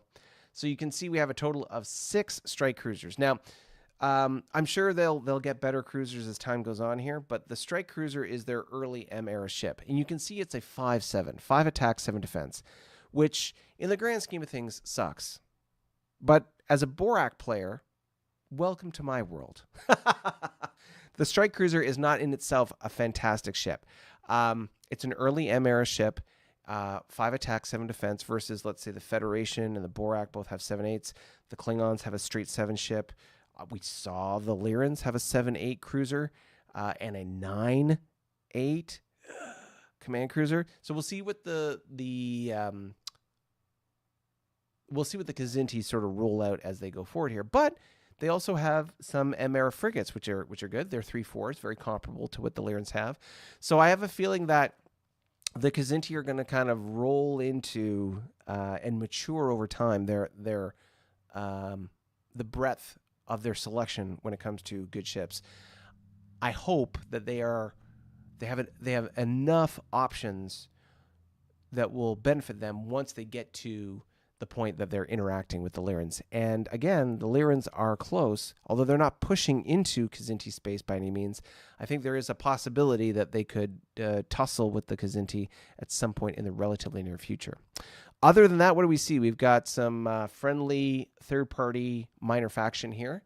Again, more exploration. I feel like based on the concentration of ships, the Kzinti are looking to really flush out their footprint and fortify their position prior to the engagement or encountering of the Klingons and the full encounter of the Lyrans. So it'll be very interesting to see how that evolves over the next sort of couple turns. We talked about the Federation, and I have a lot of, shall we say, frustration and torn feelings about the Feds. The Feds, as a faction, typically are really good. They're middle of the road, generally speaking, for everything, with some really good strengths, especially when it comes to EW. But their selection of ships and the variety of what they can do is, they're like the Swiss Army knife in this game versus some other factions. So they're very versatile. But I don't see a lot of advancement happening on the tech front here, and that might be because in the early era of the game they didn't do a lot of tech investment.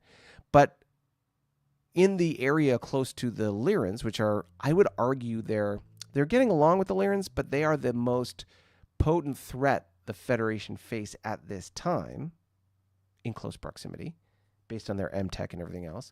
They have 2 task force, Costnet and Stoker, that are close by. So let's just take a quick look at Task Force Costnet and Task Force Stalker. And this blows my mind because it's so inadequate for what I think it's there for. So we have a purchased ISC cruiser, great, 4 attack, 7 defense. It's a good cruiser for the Y era, without a doubt. And they have a collection of frigates, 3 of them. And that's sitting on nothing. It's just in open space.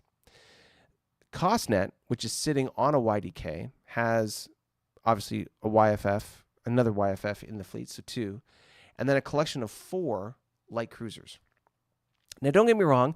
When they go to MTech, those light cruisers can quickly convert to CLMs, M-era light cruisers, and they're very good for what they are. They're 5.5s, and they're fast. They're relatively inexpensive to build, but you can only build a limited number of them. It's the fact that you've got a whole bunch of front-loaded YCLs that will allow you to field a big M fleet quickly. I don't see a lot of other CLs. I mean, they have a couple sitting on this. They did have a couple sitting on this wormhole. Do they have a bunch in Task Force Rady? Again, my nose is itchy. I apologize. Task Force Rady. Yeah, this is where their collection of CLs are. They've got 4 plus 6, so they got 10 CLs here. When they do convert to MTech, they'll be able to switch those up to MTech really quickly and forward deploy them. But how far away are they from MTech? I don't know. It will be very interesting to see because I think they are, the Feds are in an interesting position. They have a big footprint. They're the 3rd largest economy in the game. They should be over-indexing on tech right now because they are behind the curve. And they're not expanding to the degree that I would expect them to. Now, speaking of expansion, they've pushed past the border that they established with the Borak into, arguably, Borak space. Of course, the Borak are not in a position to contest this in any way. So what's going to happen? Well, let's take a look at these fleets. So Federation 9th Fleet, Federation 4th Fleet, Federation New Fleet.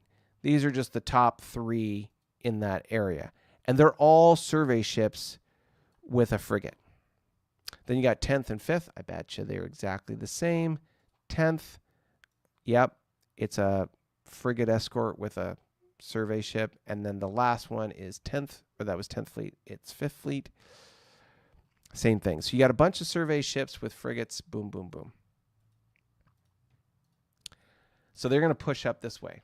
The question is, how are they going to resolve the issues around, if they push far enough, they're going to start encountering the ISC and the Lyrans, and how is that all going to get managed? I have no idea. We'll have to see how this is going forward and what is going on. But I have a feeling that the Federation are ill-equipped in the short term. We'll see about the medium term. But they're ill-equipped in the short term to be able to deal with any threats. And the closest threat that I can think of, as I move my head to the other side, here we are, is the Hydrans. Now, the Hydrans are by no means indicating any aggression. They have a commercial convoy that's heading over here, and it's probably going to establish a trade route between the two, which is great. We do have HG fleet. I guess we're just rolling into the Hydrans now. HG. I don't think that's a noble, is it? HG. I don't know my chemical HG table of elements. Which one is it? HG is Mercury. Okay. You think I would have known that, but obviously my education is lacking. Metal fleets, Mercury? Nope. Obviously, it's going to be one of the shiny fleets. Mercury. 1 vol and a diplomat. Well, that's exciting. So as you can see, there's not any significant military force in this area. We've got neon and nickel. So Hydran Noble will be neon. Neon is survey fleet. Nickel will be shiny. Oh, whoops. No, metal. Metal fleets. Nickel, nickel, nickel. Again, survey. So we got a bunch of survey ships happening in the top corner of the Hydran space. Not much going on here with the Federation, or the interaction with the Federation. Again, both, like the Federation specifically, are in this expansion phase, and I really feel like they need to start focusing on building a fleet ready to attack. Now, if all they're doing is building light cruisers so they can quickly convert them to M ships, and they're on the cusp of getting M, great. But they really need to start, and maybe they're waiting to over-index on ships until they get to MTech, which is maybe just around the corner, fine. But when you get to M ship, or MTech, you need to build a fleet, because right now, when you look at the top military forces in the game, Klingon, Carnivon, Lyrans, those are the factions that are going to pressure. And right now, you are, as the Federation, bordering with two of those factions, arguably. One is the Lyrans, and the Carnivons are going to be coming down that way as well. So, and certainly the ISC. So again, it's going to be interesting. Right. Let's talk about the Hydrans real quick. So again, the Hydrans, there's two things about the Hydrans that are interesting. So obviously the Hydrans are on the verge of bringing that Gorn planet and incorporating into their empire. Once they do that, that'll be fantastic. They're continuing to explore and push into their borders up here. But this is the thing that catches my attention, is this. There is a captured Hydran tug with 10 EP embarked. Now, why is this of concern? Right now, the Paravians, their biggest challenge is money, because their economy has been reduced by half. They have issues around being accessed, or medium-term issues around accessing their EP. And I bet you there's money that they want to build or want to use to be able to build slipways and various other things. But what does this... So the Hydrans have, given them a tug with 10 EP. And then there's these theater transports with 3 EP each. So it's 19 EP. And I'm sure the theater transports will be captured and then converted or moved over as well. But what does this represent? What's going on here? What is the relationship? I find it interesting that the Hydrans are choosing to engage in any kind of economic exchange with the Paravians. If they're buying bases or buying territory, that would be interesting. I'm surprised they're not attacking the Paravians. But could this possibly present some kind of alliance on their behalf? An alliance that could foretell perhaps a change in the nature of the war. We'll see. I'll be very curious to see what the next turn looks like, because there are some contingencies that are going to be kicking in. If I'm correct in thinking what's going to happen is going to happen with this tug and these three theater transports, I have an idea as to what's going to happen. I have contingencies to be able to potentially deal with it. We'll see what happens. It's going to be very, very interesting to see how this evolves. I find it weird, if we take away the ships real quick, that the Paravians are continuing to build bases over here. They're building a YBS. And granted, they're building a YDK here, but why are they doing that when they should be focusing on defending their homeworld? The strategy here is interesting, and I'm just curious as to how this is going to evolve. And to what degree are the Hydrans getting into what's going on with the Paravians? So, anyway, interesting. I'm going to slide my head over. We're going to go talk about the Tholians real quick. As we mentioned, the Tholians have this wormhole right here with 2 YDKs and home fleet sitting there guarding against the Klingons on the other side. Now, Tholian home fleet, as you will see, is not necessarily... it's big, but it doesn't necessarily have a lot of combat power. So let's go to the compots again.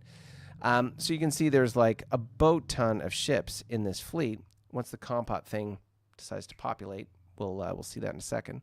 Here we are. Okay, so Tholian home fleet. Let's go to TTTTT. Tholian home fleet. 63 ships. I'm just going to write this down so I don't miss it. 63 ships with 113 attack and 273 defense. That's what the Tholians have on that wormhole. And they've got a collection of cruisers. There's a couple of them there, 6. And then they've got a bunch of destroyers, 33 of them, which is impressive. 7 PCs, and then a bunch of these CPCs, which if you combine them together is a total of 16. So it's a lot of ships. However, Tholian Border Squadron is 49 ships, so fewer ships, keeping in mind there is an additional C4B there. And their total attack factor is 163 to 206. So the attack factors are bigger and better on the Klingon side. The defense factors are more on the Tholian side. So it looks like, generally speaking, we've got a bit of a Mexican standoff here. No one is positioned to be able to go through that wormhole and decimate the other person. And the Tholians certainly have pinwheels and ways to really grind down the Klingons. But at the same time, the Klingons have more than enough to be able to dissuade the Tholians from going through that wormhole. So they're both keeping a large portion of their military stuck on that wormhole just to prevent anything from happening. So that's kind of interesting. We'll see how that evolves over time. Other than that, we've also got the Echo wormhole here that no one has gone through as of yet, that I'm aware of. So it'll be very interesting to see what happens. Brand new random event, a large, size class 2 is a large vessel. Derelict has been discovered here. I'll be curious to see what and how the Tholians recover it and decide what in the world it is. I'll be very interested to see that. And beyond that, we can just see there is general survey and exploration happening all around the corners here of, Tholian space. You can see they're slowly pushing to the edges of their territory here, pushing, expanding, exploring, doing the best that they can. And of course, they've opened up this channel to the Kzinti, and they're just combination of building bases. You can see there's a base being constructed here, a YBS being built over here. So two bases being constructed this turn, and that's where that looks like. So it'll be very interesting to see what that derelict is, what, if anything, happens with the Klingon standoff, and of course, how they continue to explore and expand. Now, lastly, before we polish off our factions for today, we have the introduction of M ships. So up here on this hex with this big stack of ships that you can see here, there is a CAE. The CAE is CA is a cruiser, E is for early when it comes to the Borak. So I'm going to take a second and I'm going to open up the so in the top corner here, you can't really, it's a little harder to see. I'll just move it down a little bit. It's a little easier to see. So in Vassal, you can do this and just select with faction you're dealing with. So the Borak, and we're looking. These are all GW or M ships. So let's look at the C's or size class 3, which are the cruisers. So just to give you a sense of what's here, this ship here is the CAE. It is a 7-8 ship. The next ship in the sequence is the CAF. The CAF indicates early fighters. Now, Hydrans are usually associated with fighters when it comes to this game, but the Borak have a very specific use for fighters. So early fighters with the Borak are what are called suicide fighters. And you can see here on this CAF, instead of being a 7-8, it's a straight 8 ship. And there's two things about this ship that are interesting. One is the triangle, the second is the square. The triangle indicates half a fighter factor worth of combat effectiveness. Okay, it's half a fighter factor. So effectively, this is an 8.5 8 ship, or 8.5, 8.5, I guess. The problem is, from a normal fighter factor context, early fighters for the Borak are only suicide fighters. They don't have normal fighter capability. They're only suicide fighters. So it's like facing kamikaze Japanese in World War II. Now, it's a half a point, so it's half a point of directed damage that can be inflicted one time in a combat round or in combat against another faction or in a battle. So if you had 4 of them, by example, in a battle line, then that would be the equivalent of 2 direct damage points that you can inflict. Think of it like a non-reusable heel nipper, because Carnivons have heel nippers and they do a very similar thing. So it's basically a one-time use Mauler capability equivalent to the number of fighter factors you have for the CAF. And of course, there's other ships in this selection, such as the CLF, and there's other ships in the early fighter era that all have the same suicide fighter capability. Once you get past early fighters into, like, we'll call them generic fighters, the CAM kicks in, and that gives you a full point of fighter factor. And then at that point, you can use them as normal fighters or suicide fighters, either or, up to the player and how they want to fight that battle. So that's interesting. The square means that they can be escort ships. And what's interesting about that versus some of the other factions in this game is that the Borak have a lot of escort variants. Like basically all their vanilla ships can be escorts once you get past once you get to M era, which is very, very interesting. Because when you go to size class 2 ships, I don't see any carriers here. You know what I'm saying? I don't see any carriers. But there's an entire tab for those. So I won't tell you exactly when all these carriers become available, but the carriers have lots of escorts to choose from, which is very interesting. So you've got carriers, FCRs, which are basically supply ships that provide more fighter as ammunition. That's what the number in brackets mean. So it's very interesting. So the carrier variants of these Borak ships can be quite potent. Look at this. Granted, this is way down the line tech-wise, but the BBV, which is a battleship variant of a carrier, 20 attack and defense and 12 fighter factors. That's pretty good. Pretty good. But just throwing this out there, the DDE is one of the first ships they can build. It's an early destroyer. Interesting to note the upgrade that happens as you go from DDE to DDF and DDM. So this is the progression that you can see. Now, all the players can see this exact same thing in Vassal. It's not like it's hidden in any way. So you can see this progression as it goes. And the general performance of these ships improve as obviously the technology goes further and further. So it's interesting to see how these Borak ships sort of develop. And just by example, let's look at the Lyrans, because the Lyrans, again, they have great M ships.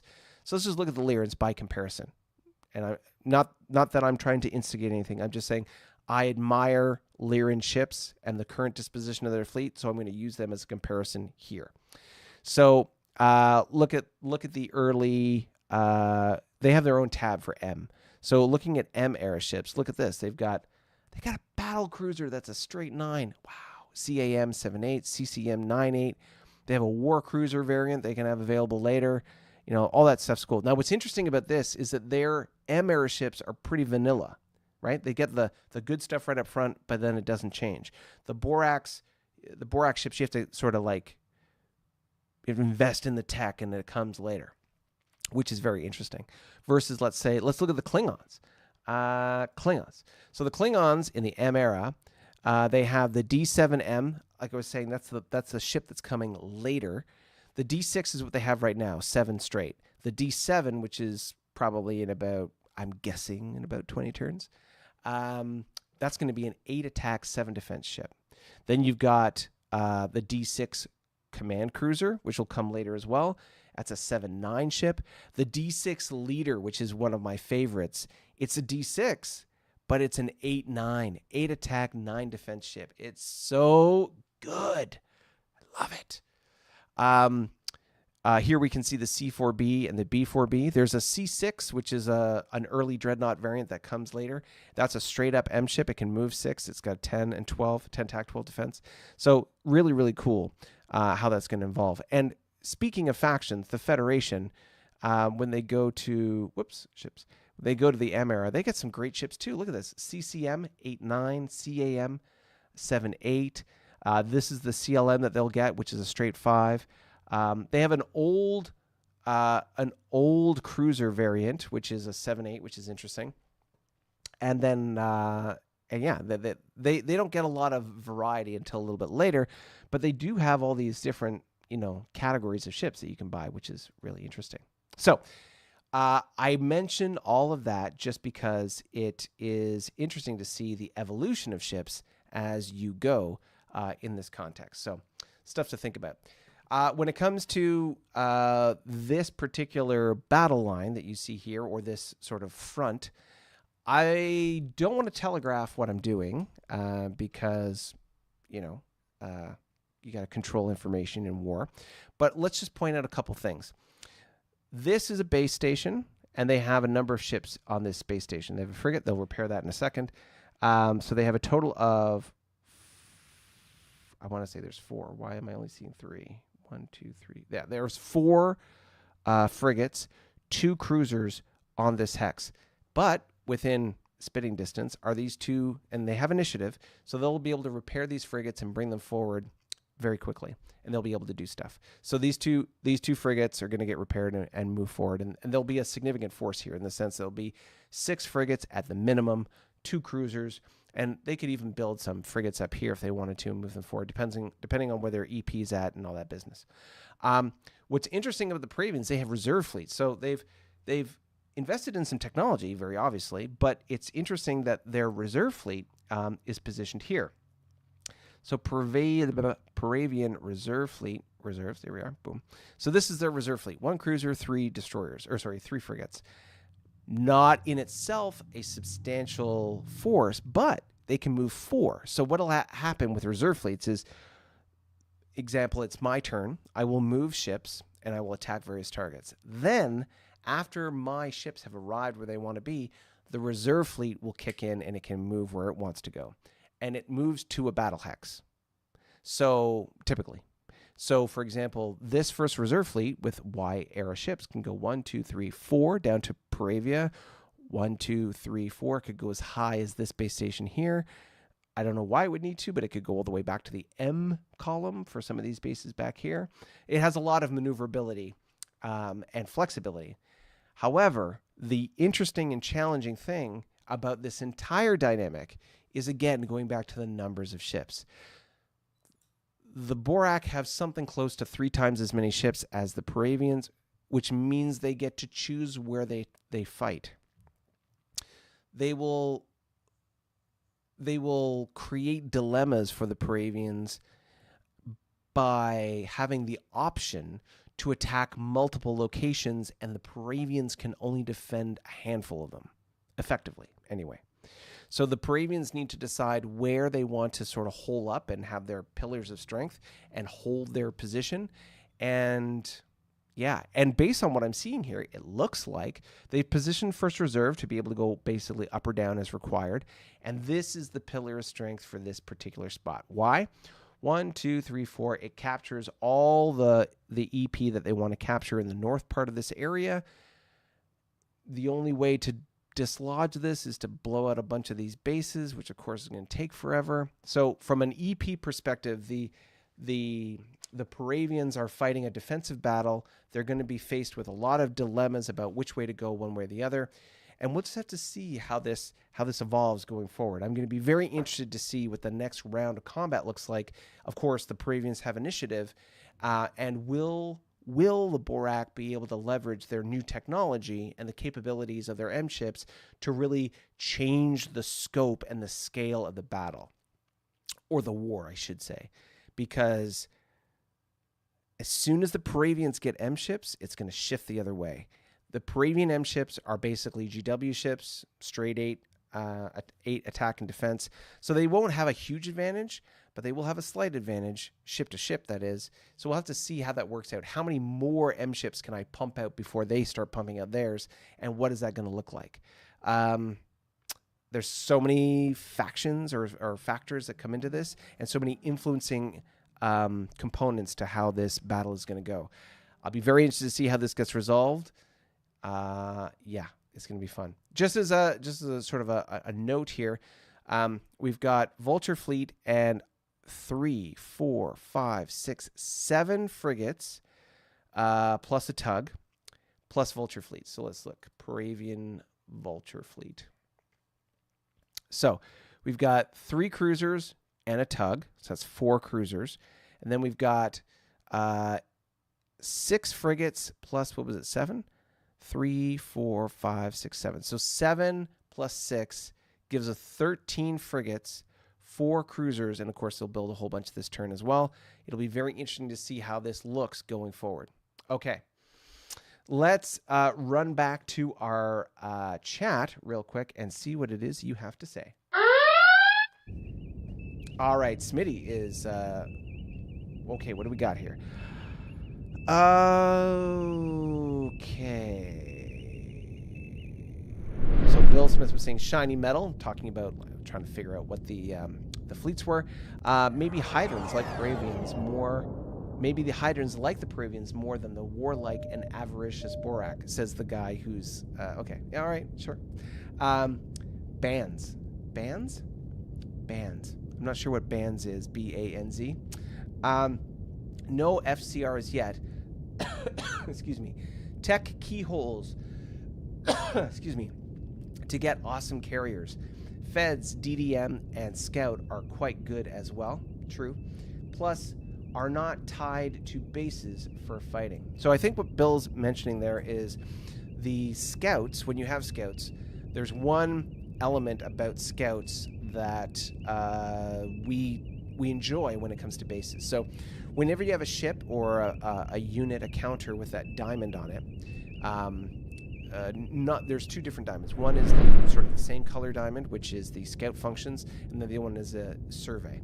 So if you have Scout functions on a ship or a base, you can use extended reaction range. So if you have a Scout in a hex and you have a bunch of ships stacked on that Scout, those ships on the Scout can use extended reaction range out to obviously 2 hexes,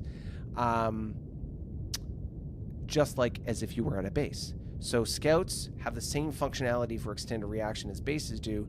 They just don't have the retrograde movement capacity that bases do, because bases are also supply nodes.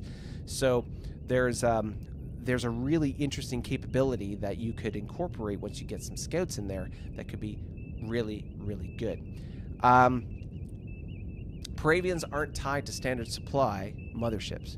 So one of the things in the M era, I don't believe I played the Paravians once, and I didn't have this capability in the Y era, but in the M era, there is a Dreadnought class ship that becomes available that has a mothership capability. And basically what that means is you can embark a bunch of EP onto the mothership, and it will, according to our rules, it can support other ships with it. It can act like a supply point at a cost of 0.25 EP, or a quarter of an EP, per ship. Now, we have the same capability for any other faction as well. If you have a tug with EP, the problem is that it's 0.5 for other factions. So effectively, Paravians can operate twice as long or with twice as many ships as other factions doing the same thing. Also, Paravian motherships have some pretty potent combat capabilities, so that's a phenomenal ship on its own. So giving you a sense of once they hit the M era, and it's a little bit later in the M era, like they don't get it right up front. They have to be in M for a little while before they get those motherships. Yeah, the Paravians are going to have some interesting options if they last that long, getting to M-Tech and then further down. So we'll have to see. Like I say, I'm really curious to see what's going to happen with the Paravians and the Borak. Well, the Borak, I mean, at this point, I think the Borak are in Paravian space to stay. The question is, will they be able to take out the Paravians writ large? I don't know. It's too early to say at this point. Obviously, things are looking good for the Borak, but things could switch at any time depending on a number of different circumstances. So it'll be very interesting to see how this evolves. We'll see how it goes, and we'll keep you up to date on what is going on. So if you've watched us this far, we are 2 hours into this program. Be like EUG400, hit that subscribe button, get those notifications on, and then you can see things like this as I slide to it. Whoop. Combat tutorial, Federation Empire. Should I remake this video? If you've watched this far, this long into this program, and you have seen, there we are, that video, question is, should I remake that video? That video is about 2 and some odd years old now. It covers all the basics when it comes to combat. There's a couple little mistakes in it. When I watched it recently, and I was like, oh, okay, yeah, And there's a bunch of stuff that isn't covered in it because of the context and the time limitations of that one particular video. Do you think I should remake that video? If I should, do you have any special requests or comments or things that you want to see in the combat video? Should it maybe be a series of videos around combat tutorials, combat tutorial part 1, 2, 3, whatever?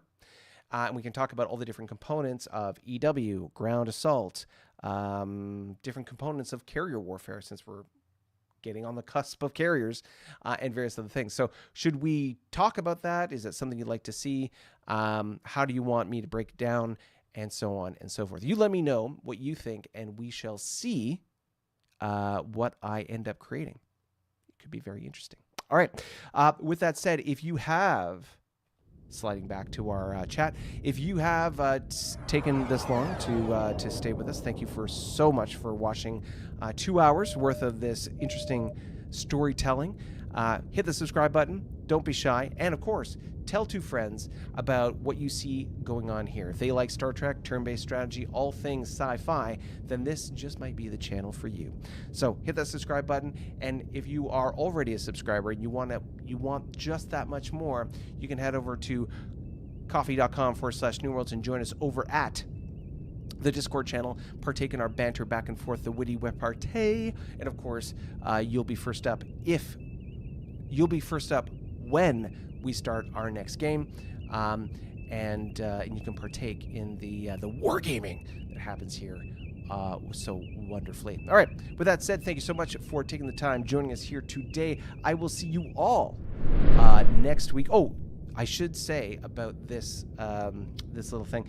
So over the course of the summer, obviously it's the summer, there's been a lot of sort of life things that have sort of impaired or restricted our ability to have an episode every week, as well as the fact that the stage of this game, there's a lot of work that goes into processing these turns from the GM side, and there have been a couple of weeks where we haven't had turns completed in time for the show. So for all of our players out there, get your turns in ASAP. Make sure that you've got all your stuff in so that we can get those turns rolled out on time for our show every week. And of course, if for whatever reason the GM is unable to do so because of life and IRL demands, then please be forgiving, because our content is highly dependent on our GM's ability to be able to process turns and progress the story forward, which of course we're telling you on shows and episodes like today. So, big round of applause for our GM. We're striving forward. We've got, I think, all our turns in, and excuse me, we'll see you next week here on Star Trek New Worlds. Ciao for now.